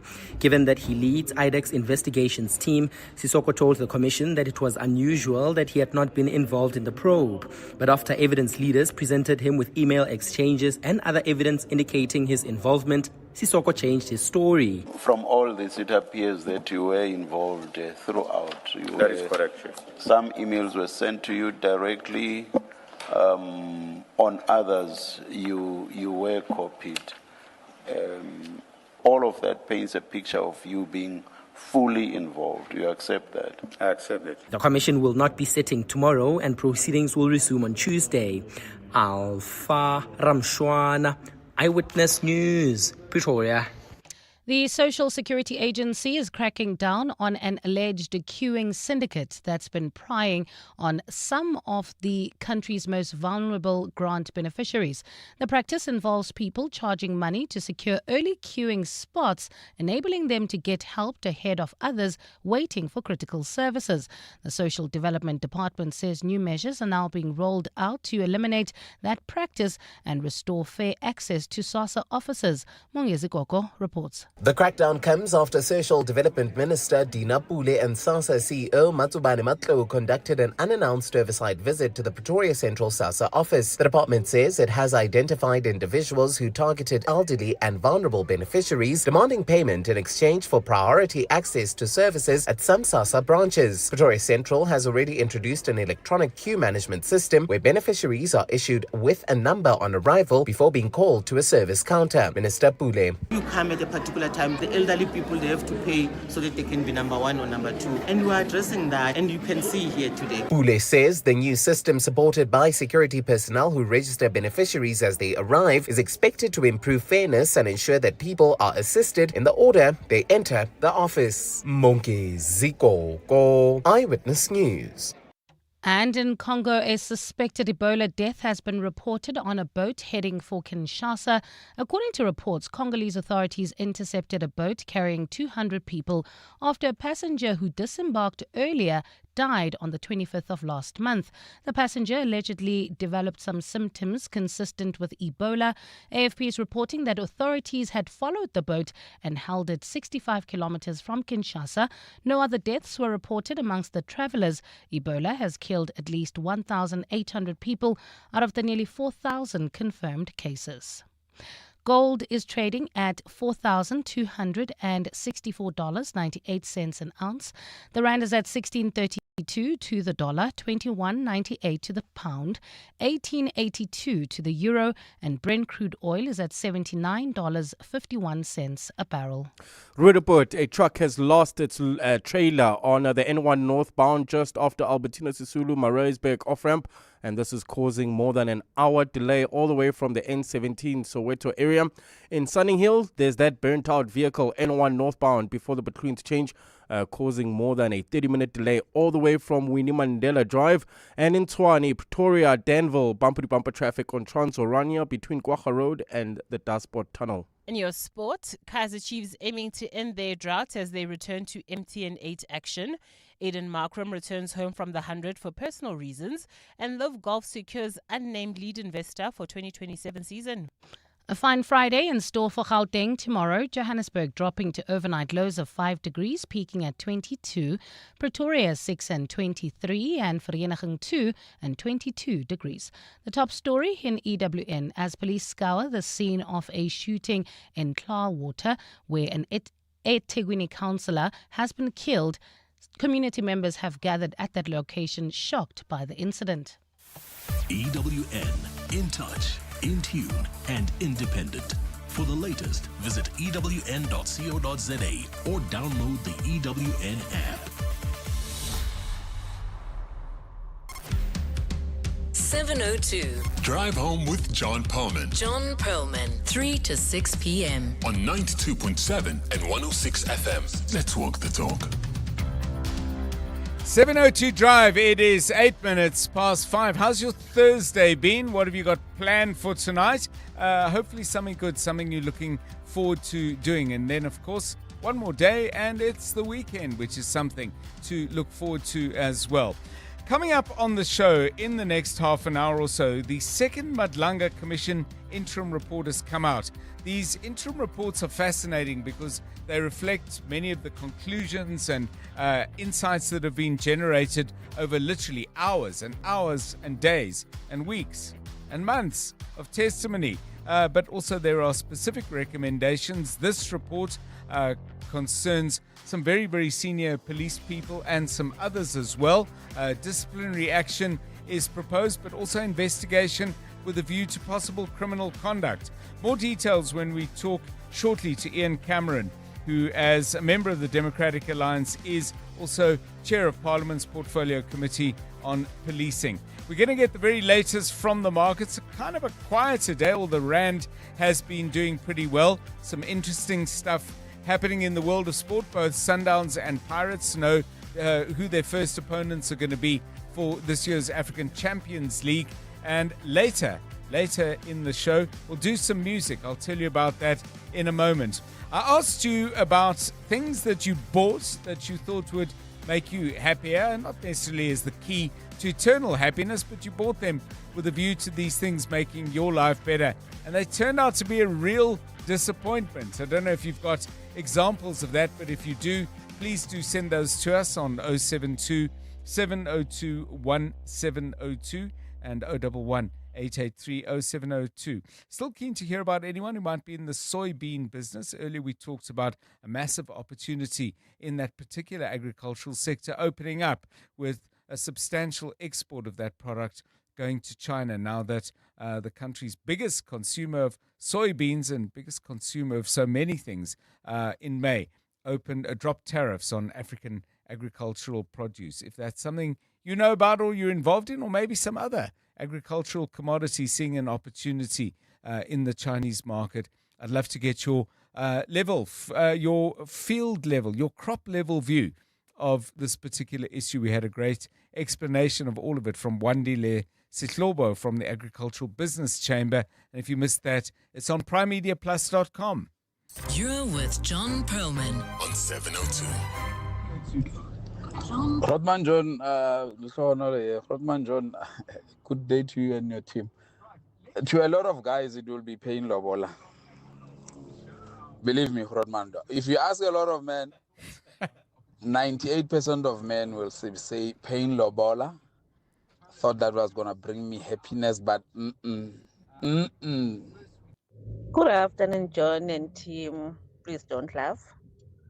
Okay, for me, the thing that I bought and I didn't feel that good, it's Cerelac baby porridge. When I started working, I told myself I'm going to buy myself Cerelac and I'm going to eat it. Reason being, I used to feed my aunt's son and I used to taste it and it was very nice. And I was younger then. Now that I'm working, I'm still thinking the same way I bought this cereal. Like, didn't it make me sick? I had a running tummy, guys. Yeah. Yeah, and on the subject of things you bought thinking this, even if fleetingly will make me happy, Moses also has a food story and says, John, the first time I bought Simba chips with the KFC flavor, I thought it would taste like the KFC. I would taste the KFC if I consumed the snack, but nope. It seems like it was a money-hungry marketing structure. And he says, have a great day. You too. Thank you, Moses. Sorry, the Mazimba was disappointing in the way you described. Now, Elvis spent rather more money on this than on a packet of crisps and says, the one thing I bought thinking it would make me happy was a projector and a projector screen. I always wanted it badly because I love movies. But when I bought it, that excitement died down. I only used it 2 or 3 times, and that was it. Elvis, I don't know. Try it again, maybe. You maybe just needed a break after those 2. You didn't say, was it 2 or 3 movies in a day, or was it spread over time? Anyway, give it one more roll before you decide that was a waste of money. 13 minutes past 5 o'clock. Later in the show, we are going to be talking about music as we always do. We create a theme and we ask you to make contributions, suggestions, and if possible, share stories. Not just tell us the song you like, but you might have a story that goes with that particular song. So earlier in the week, we heard the gravelly voice, the wonderful, wonderful gravelly voice of Louis Armstrong, who this week was born. We marked the 125th anniversary of his birth. But today we're going to the other end of the vocal range. Take a listen to Frank Ocean. This one got a Grammy nomination back in 2012. I've been thinking about you. Do you think about me still? Do you? Or do you not think so far ahead? 'Cause I've been thinking about forever.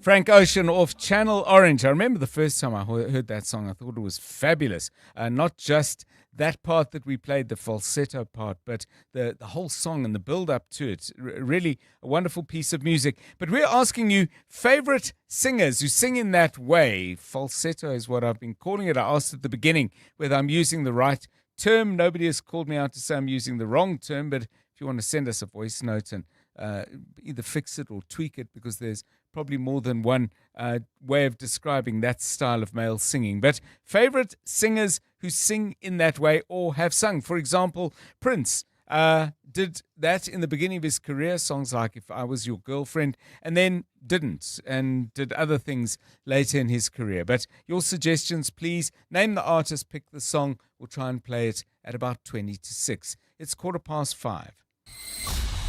EWN Traffic.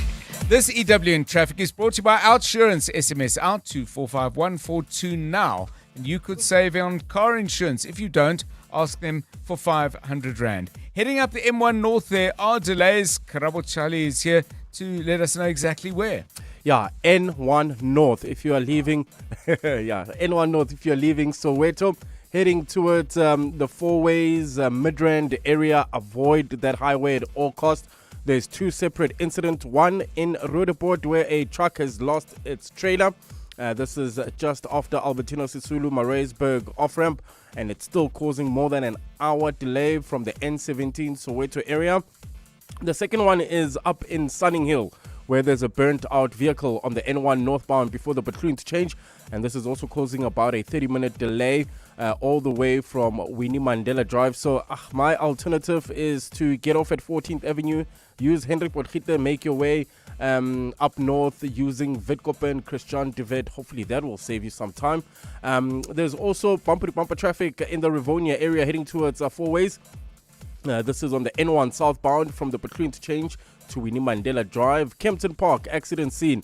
R21 northbound from, this is before Atlas Road, causing more than a 20-minute delay. That accident scene delays from the R24 Barbara off-ramp. In Klipoki, Boksburg, bumper-to-bumper traffic on Heidelberg Road approaching North Boundary Road. That's driving into Dawn Park.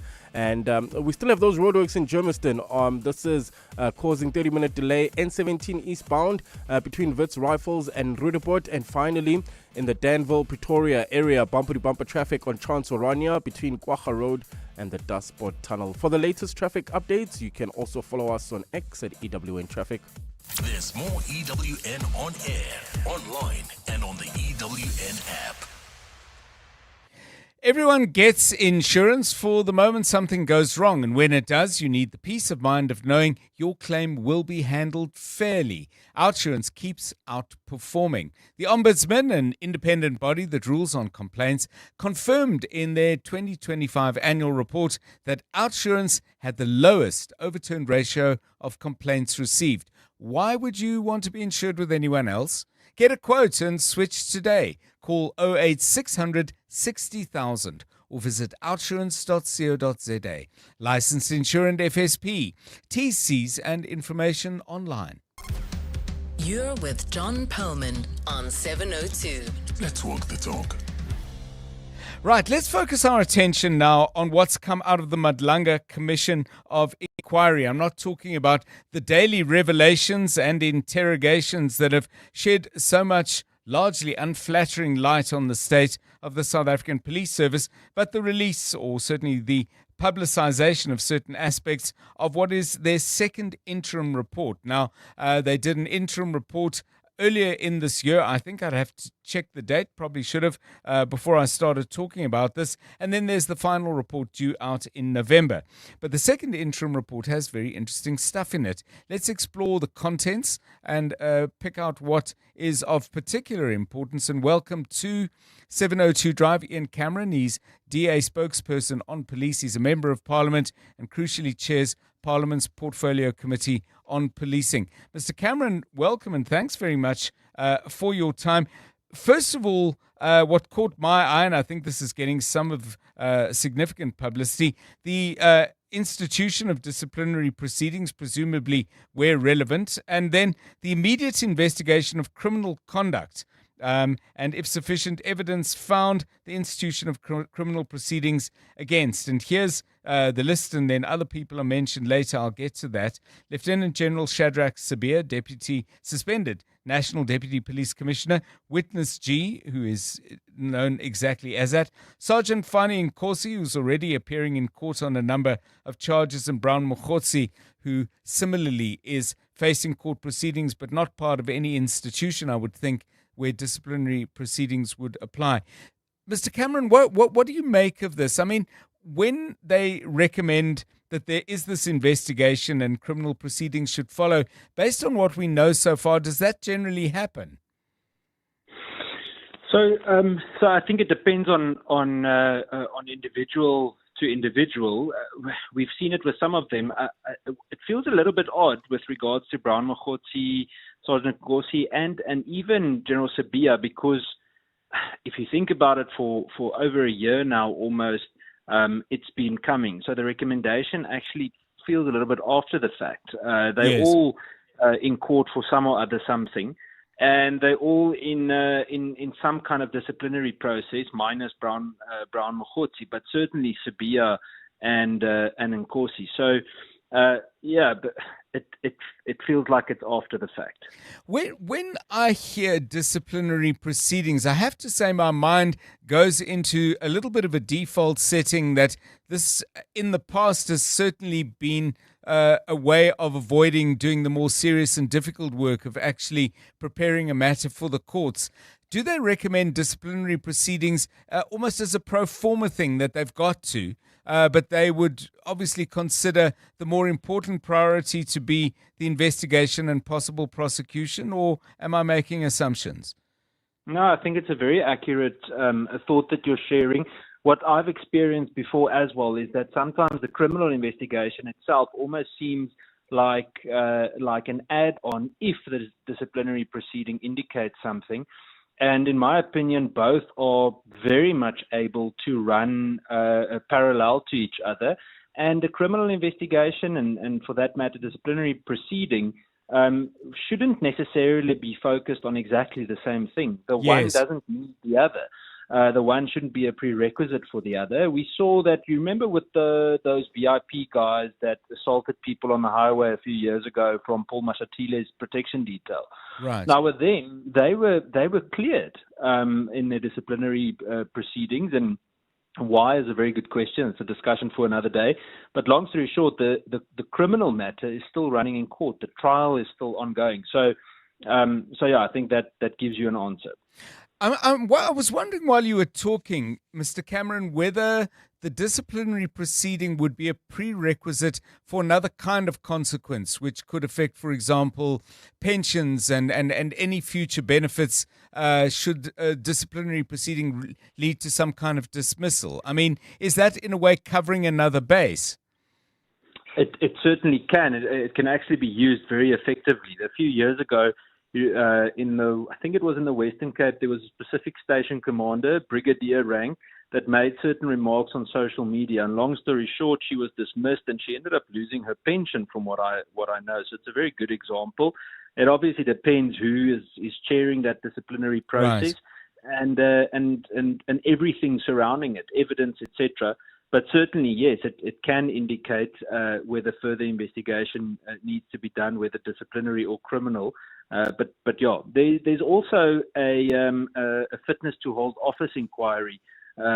Basically, it's a board of inquiry. I can't remember the exact section that is used for it, but nonetheless, in the police, they can do that, and through that, they can also find someone to not be fit to hold office for a specific position.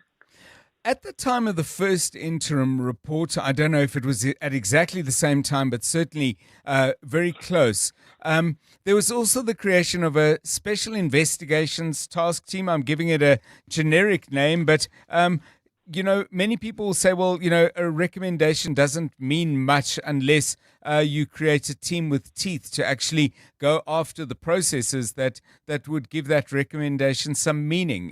If we look back on interim report 1 all the way to interim report 2 now, would you say that what was proposed first time round, but secondly, whether the structures that were actually put in place to make sure this happens, out of 10, how are we doing? To be brutally honest, I can't give you an accurate answer. Just purely because I don't know what the status of many of those investigations are. By the looks of it, the recommendations seem extremely strong, just through the way that the Madlanga Commission is going forward and being run, and the types of exposés that go with it. It might sometimes feel slow, but I don't know how you close this can of worms again. Yes. The amount of information coming out and being exposed is just significant and very difficult to cover up. I'm never sure what you do with a can of worms. Do you close it or do you try and empty it and wonder if there are worm eggs at the bottom that you failed to pick up? Overall, just a final thought from you, Ian Cameron. I mean, we were just chatting a little bit earlier and saying, obviously, some of what is being revealed and drawn out through the questioning of the commissioners and the evidence leaders is issues of individual culpability. But perhaps more importantly, or as important, is institutional failure, either because there are rules and they're ignored or because the rules are either inappropriate or absent.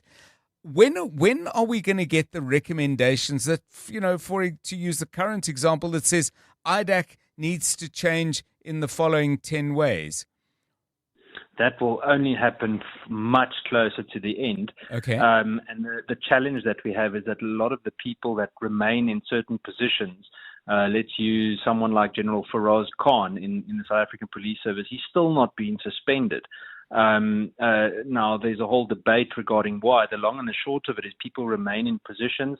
And I think it can become very frustrating when you know someone is directly implicated in certain matters, but remain, whether through being at home or at the office, they remain in that position of potential influence, which is obviously negative to the institution. And I did say finally, but one more if I can. I mean, arguably off a low base, because there's been so much inaction around this particular area of our national life. But off a low base, Madlanga, so far, would you say your expectations exceeded, disappointed? Well, my expectations were extremely low. It's the first time that we've seen the amount of results that we are actually seeing. So I think it has been exceeded. But South Africans with good reason are impatient regarding these types of things just because of the inaction over the years. So let's hope the momentum can build and continue. Ian Cameron, thank you, DA Police spokesperson, Member of Parliament and chairs Parliament's Portfolio Committee on Policing. 27 minutes past 5. You're with John Perlman on 702. EWN Business. Good afternoon once again to Stephen Curtis. Markets close, money show coming up. Good afternoon, and what have you got for us? Afternoon, John. Yeah, so the JSE flat for much of the day, but closing just down 0.09%, 115,306 points. Resources down 0.39, industrials down 0.38. Financials were up 0.5% towards the end of the day. We have seen that sort of metal prices are roughly where they were yesterday. Gold's up a smidgen. Brent crude is edging up a little bit, maybe a little bit of cynicism coming through about the proposed deal. And I think also that Reuters story suggesting Iran would have control of inbound traffic through the Strait of Hormuz might be worrying some people. AECI up 3%. 3.8%, Aspen up 3.09%, and HCI up nearly 3%, along with Raynet. Some of the financial shares, so Nedbank's up 2.13%, Santam up 1.4%, Absa up 1.12%. We see Life Healthcare up 1.3%, and Tungela moving with energy prices up 1.8%. PHP down 14% on the day. Quilter down 3.29%. John, as you know, they're the British-based financial firm. They said they'd grown assets under management by 11% in the first half of the year. Their adjusted pre-tax profits are up 12%. A very strong report from them, I must just say. Advitech is down 2.89% and Grindrod down 2.6% as well. Also today, we see that Pick n Pay reporting like-for-like sales up 2.6%, but its turnover was flat year on year for the 20 weeks to the middle of July. South African sales are up 1.9%. Online turnover are up nearly 40%, and their clothing division seems to have recovered quite nicely. Sappi reporting a loss for the quarter to the end of June. Their forests here being written down in value. They do expect a stronger fourth quarter, though, mainly because of more capacity from their new US mill coming online. In the US, things turning mixed. So basically a decline in AI optimism. I mean, aren't we all? The Dow Jones is down 0.42%. The Nasdaq is up 0.28%. The S&P 500 is up 0.07% on the day there so far. The gold price, $4,266.06 an ounce. Platinum, $1,742. Brent crude, $81.34. The rand to the dollar, $16.32 to the euro, $18.82 to the British pound, at 21.97. On the Money Show, John, I will speak to Timothy Walker, the shipping expert, about the Strait of Hormuz, the deal that would see Iran, it seems, controlling inbound traffic. I mean, is this legal? Has it ever been done before? Are you going to have the Iranian Navy shepherding American ships? I mean, how sustainable is that? I mean, can we talk about this, please? I will speak to the Citrus Growers Association. Their exports are down. I know you were talking about soybeans earlier. Right. We'll do a bit of a deep dive into the state of the media. Buckle up. Financially, after the job losses announced yesterday at ENCA, we've seen a restructuring process, it seems, starting at News 24. On the same day, though, today, Financial Mail has relaunched itself along with Currency News and how that's going to work. So we'll sort of kick it off with that and move from there. An investment school, there's this really strange story in the US about this hedge fund, which is called Situational Awareness. It was started by someone who was 22. He was managing $45 billion, and in the last month, he's lost 2/3 of that. I mean, obviously, he gets a noddy badge or something. I don't know where he put it. But we'll talk about how you avoid that in investment school tonight. So, avoiding your worst nightmares on The Money Show tonight. Stephen Curtis, EWN Business. Thanks, Stephen. 29 minutes to 6 news time now with Mbali Dlamini. Good afternoon. Thanks, John. Good afternoon. The impeachment committee has not ruled out visiting President Cyril Ramaphosa's Phalaphala farm in Limpopo as part of its probe into misconduct allegations against him. The MK party believes it's necessary to visit the farm where at least $500,000 in cash was stolen in 2020. The theft has led to Ramaphosa facing possible impeachment over his handling of the matter. Lindsay Dentlinger reports. As the 31-member impeachment committee seeks to finalise the terms of reference for Parliament's first impeachment inquiry, MKP MP Andile Mqitama has reiterated a request to visit the farm that is at the centre of this probe. As a matter of principle, Chair, I suggest that as part of the preparatory work that this committee actually do consider going to Phalaphala itself. Committee Chairperson Makashule Gana said while it was not necessary to include it in the guidelines, he would give due consideration to the request when the time arises. We do the veracity of the charges. We will then, if that's required, we'll then deal with it when we get there. But there's no evidence that will be disregarded. For now, the committee is prohibited by a court order from conducting any public hearings in this inquiry as another court showdown looms to appeal that order in the Constitutional Court. Lindsay Dentlinger, Eyewitness News, Parliament. Cape Town is facing growing concerns over its water supply after receiving below-average rainfall this winter. Levels have dropped to 77.7% this week from 78.1% in the previous week. Mayor Jordan Hill-Lewis says although the city experienced destructive storms and heavy rainfall in May, it has since gone through a prolonged dry spell. He says the city will only have a clear picture of the season once the Cape's hydrological year ends in October. So we hope for a little more rain over August and September. Obviously, you will remember as a Capetonian, we've had very wet Septembers before even. So, back in 23, we had those terrible storms in September, even in spring. We definitely do need some more rain before October. Hill-Lewis says the city is hoping for more rainfall over the next 2 months, but in the meantime, residents should continue using water sparingly. And South Africa has officially taken over the chairpersonship of the SADC Standing Committee of Senior Officials. The meeting forms part of preparations for the SADC Summit of Heads of State and Government. Speaking at the opening of the committee meeting in Durban, Ambassador Tebogo Seukolo outlined the region's priorities amid growing global uncertainty. Seukolo says South Africa accepts the responsibility with humility and is committed to advancing the shared aspirations of the region. Progress achieved during this transition has laid a firm foundation upon which we shall continue to build. South Africa looks forward to working closely with Zimbabwe, Zambia and every member state in advancing our shared regional agenda. A fine Friday in store for Gauteng tomorrow. Lows of between 2 and 6 degrees and highs of between 22 and 23. Rudaport, a truck has lost its trailer on the N1 northbound after Albertino Sisulu Maritzburg off-ramp. And this is still causing more than an hour delay all the way from the N17 Soweto area. There's also a burnt-out vehicle in the Sunning Hill area on the N1 northbound before the Butlu interchange, causing about a 30-minute delay from Winnie Mandela Drive. If you're heading towards OR Tambo International Airport, that's leaving Edenvale, Boksburg. There's an accident scene in Kempton Park, R21 northbound, before Atlas Road, still causing about a 20-minute delay from the R24 Barbara off-ramp. The top story in EWN, the impeachment committee has not ruled out visiting President Cyril Ramaphosa's Phalaphala farm in Limpopo as part of its probe into misconduct allegations against him. Clement Maniatella. Weekday mornings, 9 to 12. 9 to 12. How long did you take a break from music? Was it 10 years? Yeah. Worst mistake of my life. But anyway, you learn, you live. Why do you think it was a worst mistake? This industry is not an industry for you to take a break. You must not disappear. So, were you intentional about the break, though, in the beginning? What was behind the reason to take a break? If you can talk about it. I got dumped and I was heartbroken. Was it that tough?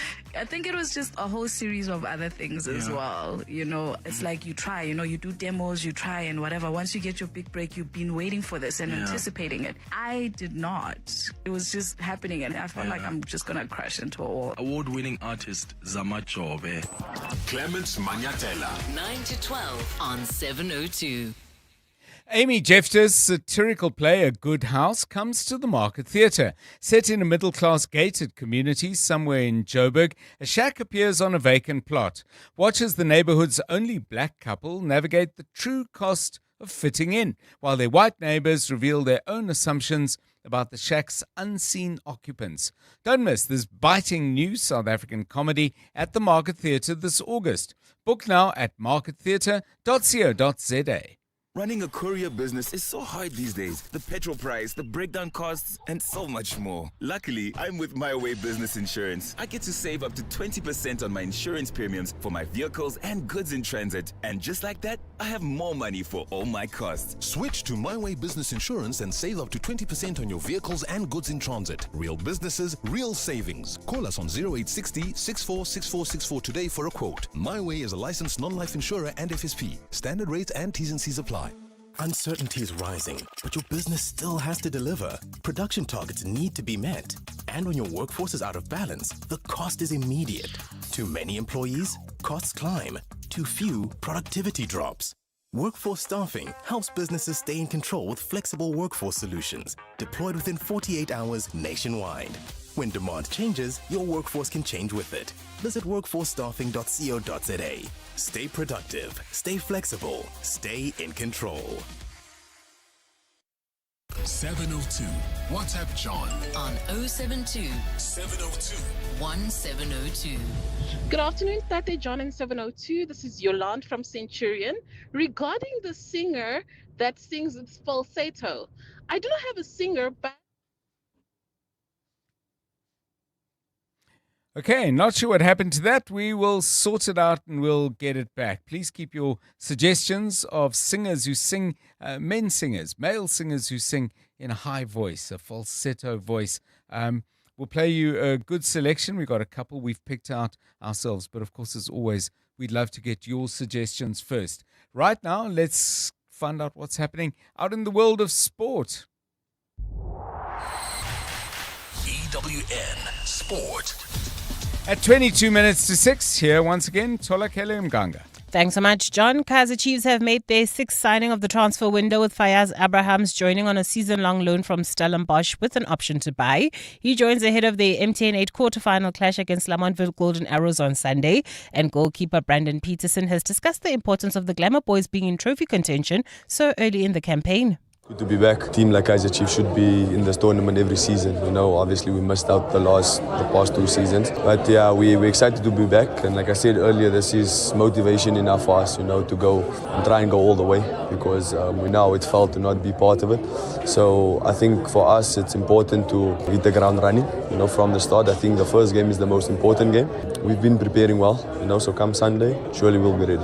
Argentina's World Cup semi-final win over England last month is being commemorated by their country's football association, who've now established 15 July as National Football Teams Day. The success in North America also comes 40 years after another famous Argentina World Cup victory over the Three Lions. That's when Diego Maradona scored the Hand of God goal in a controversial quarter-final triumph in 1986. Switching over to rugby, where the All Blacks will kick off their South Africa tour in Cape Town tomorrow night. That's with a clash against the Stormers. Patrick Tuipulotu will captain New Zealand as they compete in the first of 8 matches, while Dion Fourie says the game will be a great test of their test match readiness. The one time I played against them, the game is going past so fast. If you look up and there's only 20 minutes left or 10 minutes left, and you don't even realize where you were on the field because you were just running around. So it's definitely a good test. Gonna probably lift the standards of the players as well. They'll realize what it takes to be a test player. And going forward in the URC, that will definitely show the guys what they have to bring to be selected one day. Proteas T20 captain Aiden Markram has returned home from the 100 due to personal reasons. Markram was named the Manchester Supergiants captain for their first 5 matches of this season's competition, and he scored 50 in his last outing on Sunday as they lost to MI London. Jos Butler will now take over as skipper, while New Zealand international Michael Bracewell will join as the replacement overseas player for the rest of the competition. And Live Golf has secured an unnamed lead investor to keep the competition running in 2027. That's after the withdrawal of Saudi Arabian financial backing at the end of this season. Chief Executive Scott O'Neill says a signed agreement with a new investor is in place, with the transaction expected to be completed in September. Tholakele Mganga, Eyewitness News Sport. EWN Traffic. 19 minutes to 6, pretty busy out there. Karabo Charlie's keeping an eye on things. He's going to guide you through the worst of it. Here we go. Yeah, the biggie is in Rudaport, where a truck has lost its trailer on the N1 northbound just after Albertina Sisulu. That's the Maritzburg off-ramp, and it's causing more than an hour delay all the way from the N17. That's the Soweto area. Sunning Hill, there's that burnt-out vehicle on the N1 northbound before the petrol interchange, causing about a 30-minute delay from Winnie Mandela Drive. While in Rivonia, traffic congested N1 southbound. This is heading towards four ways. N1 southbound from the petrol interchange to Winnie Mandela Drive. In Sandton, there's still slow-moving traffic M1 north from Ethel Oaklands to Marlborough Drive. Kempton Park, accident scene on the R21 northbound. This is before Atlas Road, causing more than a 20-minute delay from the R24 Barbara off-ramp. So if you're leaving Germiston heading towards OR Tambo International Airport, allow for extra traveling time. Still in Germiston, roadworks causing about a 30-minute delay. N17 eastbound between Wits Rifles and Rondebolt. That's heading towards Brakpan. And finally in Danville, Pretoria, bumper-to-bumper traffic on Trans-Orania between Guaja Road and the Dustpot Tunnel. For the latest traffic updates, you can also follow us on X at EWN Traffic. There's more EWN on air, online, and on the EWN app. You're with John Perlman on 702. Let's walk the talk. 702 Drive. Okay, the music part of the show. Boy, do we look forward to this. I hope you're looking forward to it as well. Men who sing in falsetto voices, singing at a high pitch and producing some fabulous music in the process. We asked you to send us your suggestions. We're getting some excellent ideas we're going to play. I see somebody, and I don't know how I missed this, saying we've got to have the Bee Gees, Mike in Alberton. We'll see if we can dig out a good Bee Gees song, and hopefully we've got time to slot it in. But if you do send us a suggestion of an artist, please give us a track as well. That gives us something to work on. Yeah, Bee Gees, how did I forget that? Anyway, here's your suggestions. Good afternoon, Tate John in 702. This is Yolande from Centurion.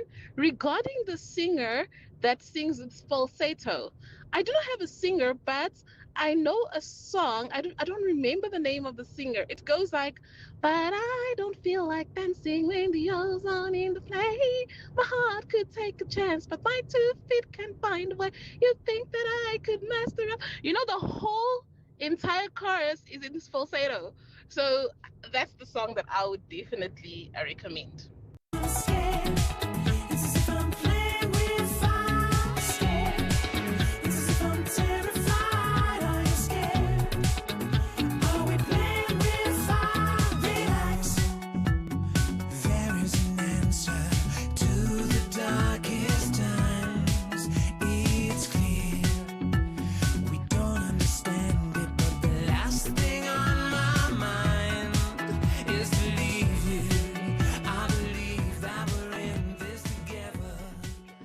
The artist is Mika. It's actually the debut single that he put out back in 2006. No great success in the beginning, and then suddenly did really well.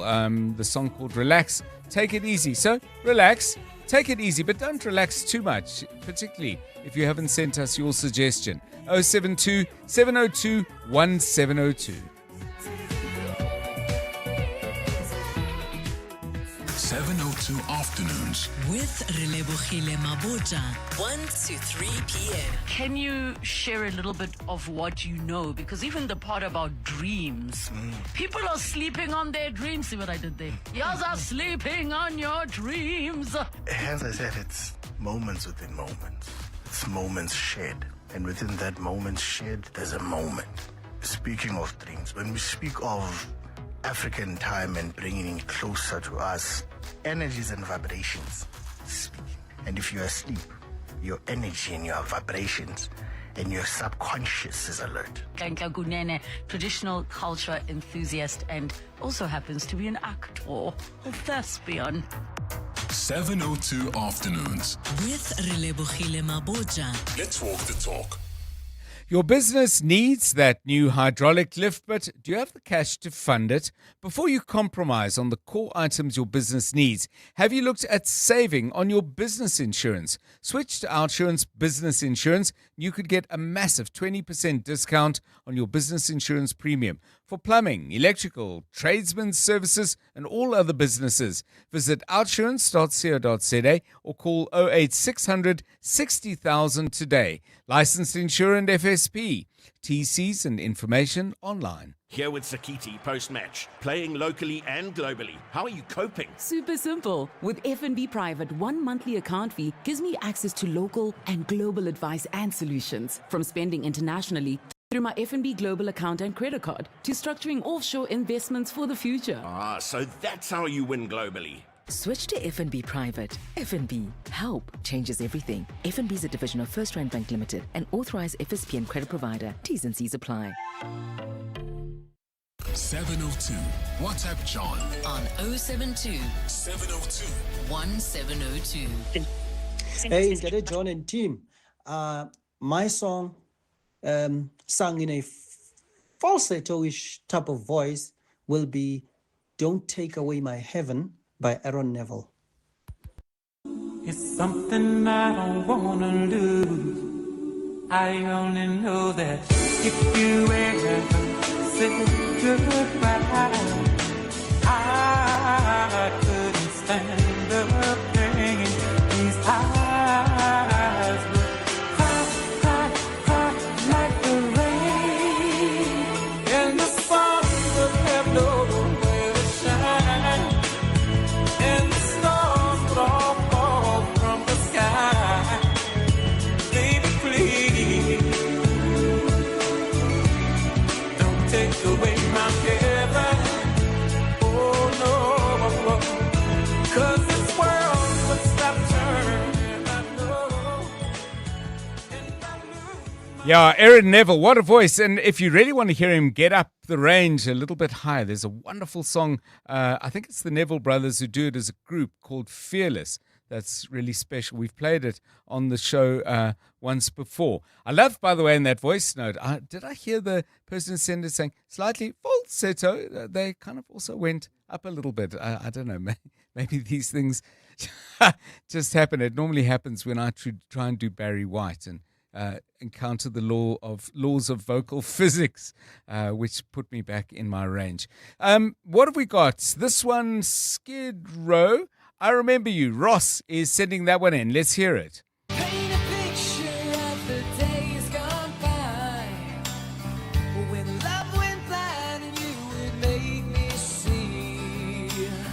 I'd stare a lifetime into your eyes, so that I knew that you were there for me.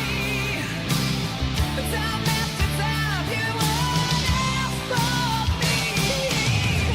Remember yesterday, walking hand in hand, and I've never seen the same. The song I Remember You, the band Skid Row. Songs where the male singer really moves up, and sings in a falsetto. What else do we have? John, it has to be Maxwell, the woman's work. Eh? It has to be Maxwell.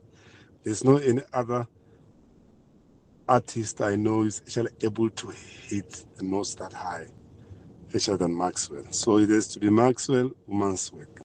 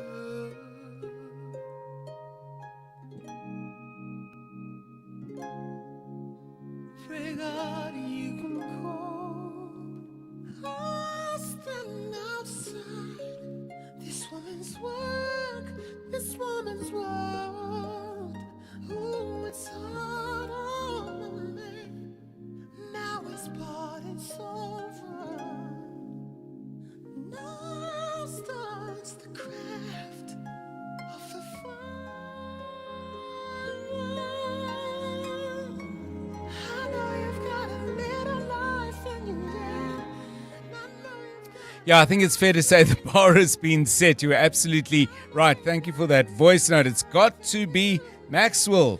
This woman's work. Yeah, fabulous track.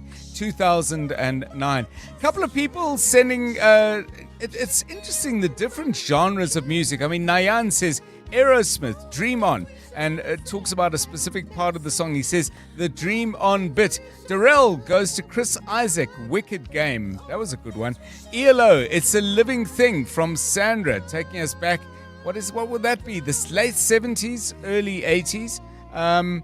Ron asks, what about yodelers like Frank Ifield? Do they qualify as falsetto? I don't know. I don't know enough about music, but I would have thought that yodeling is a different thing. Music teachers, musicians, jump in if you can help. Ron goes on to say, I can't think of the name of the song, but it's about being born in a shack on the railroad track. Nope, doesn't ring a bell for me at all in any pitch. Kim says we need to be listening to Jimmy Scott singing All the Way. How's it, John? Male artist that sings in a high-pitched voice for me would be The Weeknd, Dirty Diana. I think he did a Michael Jackson cover there. I'm not sure. Great show as always. Caesar from Deep Roof.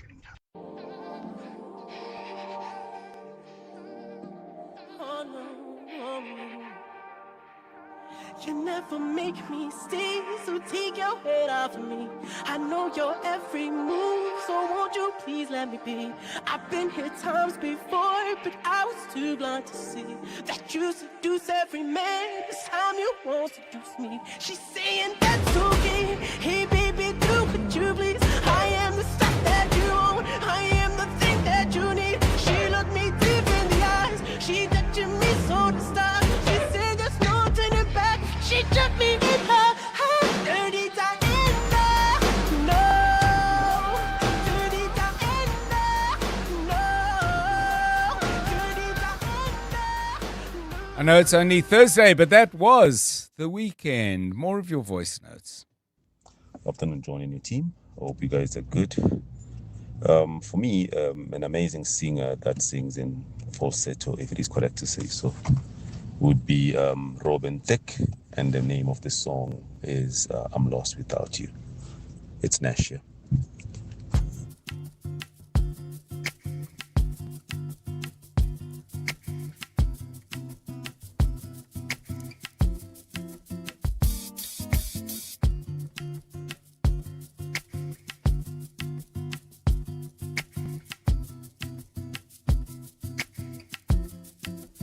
Lost without you, can't help myself.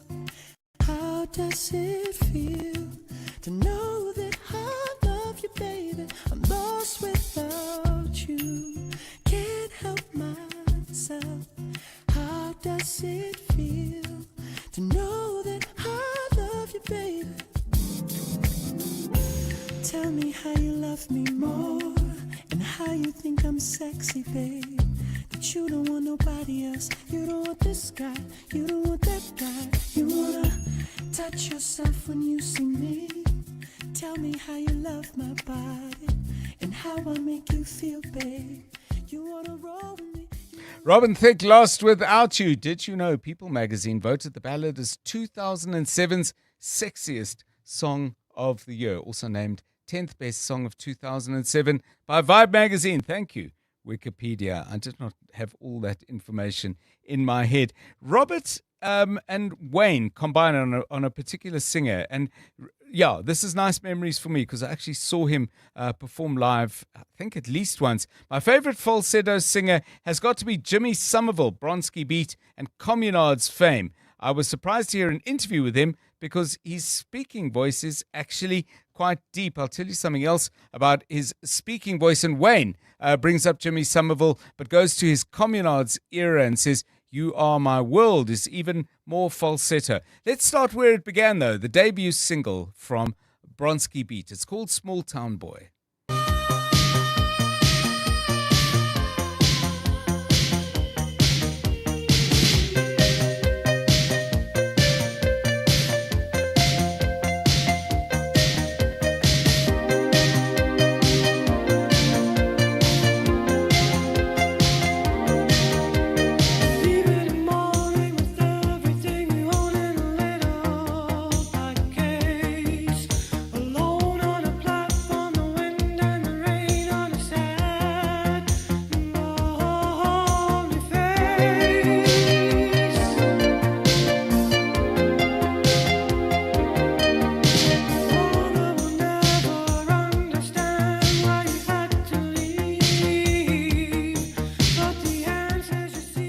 Small Town Boy, the voice of Jimmy Somerville. By the way, that Communards track that Wayne recommends is really, really fabulous. You Are My World. Take a listen to that if you haven't heard it before. The other thing about Jimmy Somerville's speaking voice is that he grew up in the northern part of Glasgow, so he has a very strong Scottish accent, as I recall, and a very small man, really. If you check out the video for Small Town Boy, a huge voice coming out of a pretty small frame.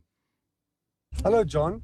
The lady that was talking about the song that was being sung in a falsetto is actually done by a band called Scissor Sisters, and the song is called I Don't Feel Like Dancing. That was the song that she was referring to. It wasn't actually Mika. This is Johan from Bedford View.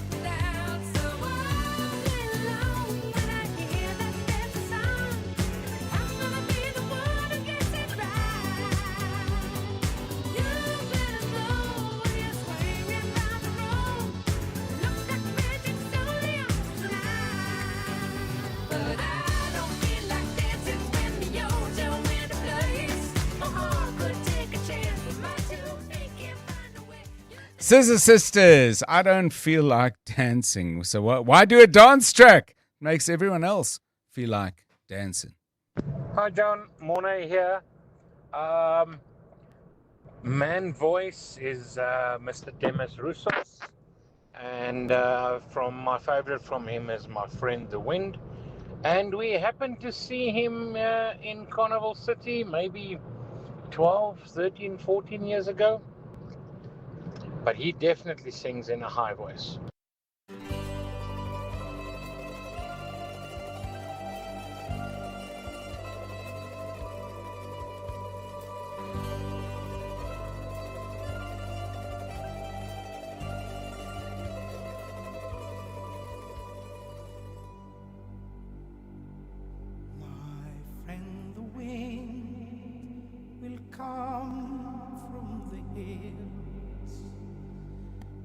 Dawn will rise, it'll wake me again. My friend the wind will tell me the secret he shares with me. He shares with me. Thanks for the songs we were able to play, and thank you and apologies for some wonderful suggestions that we weren't able to play. Barry talks about the Smiths and Morrissey, There Is a Light That Never Goes Out. Yeah, wonderful, wonderful band. And with some great music. And then Staying Alive by the Bee Gees. We would love to play it, but we're out of time. I'm John Perlman. Have a great Thursday from me and the rest of the team. A very good night. And now, The Money Show. With Stephen Grootes, live on 92.7 and 106 FM. Streaming on the Prime Media Plus app. And DSTV channel 856. The Money Show with Stephen Grootes is brought to you by ABSA Corporate and Investment Banking, turning intent into execution. That's how ABSA are invested in Africa's energy future. Good evening. On your Money Show tonight, as both Iran and Donald Trump say they're close to a deal, more claims emerge Iran may be able to control traffic through the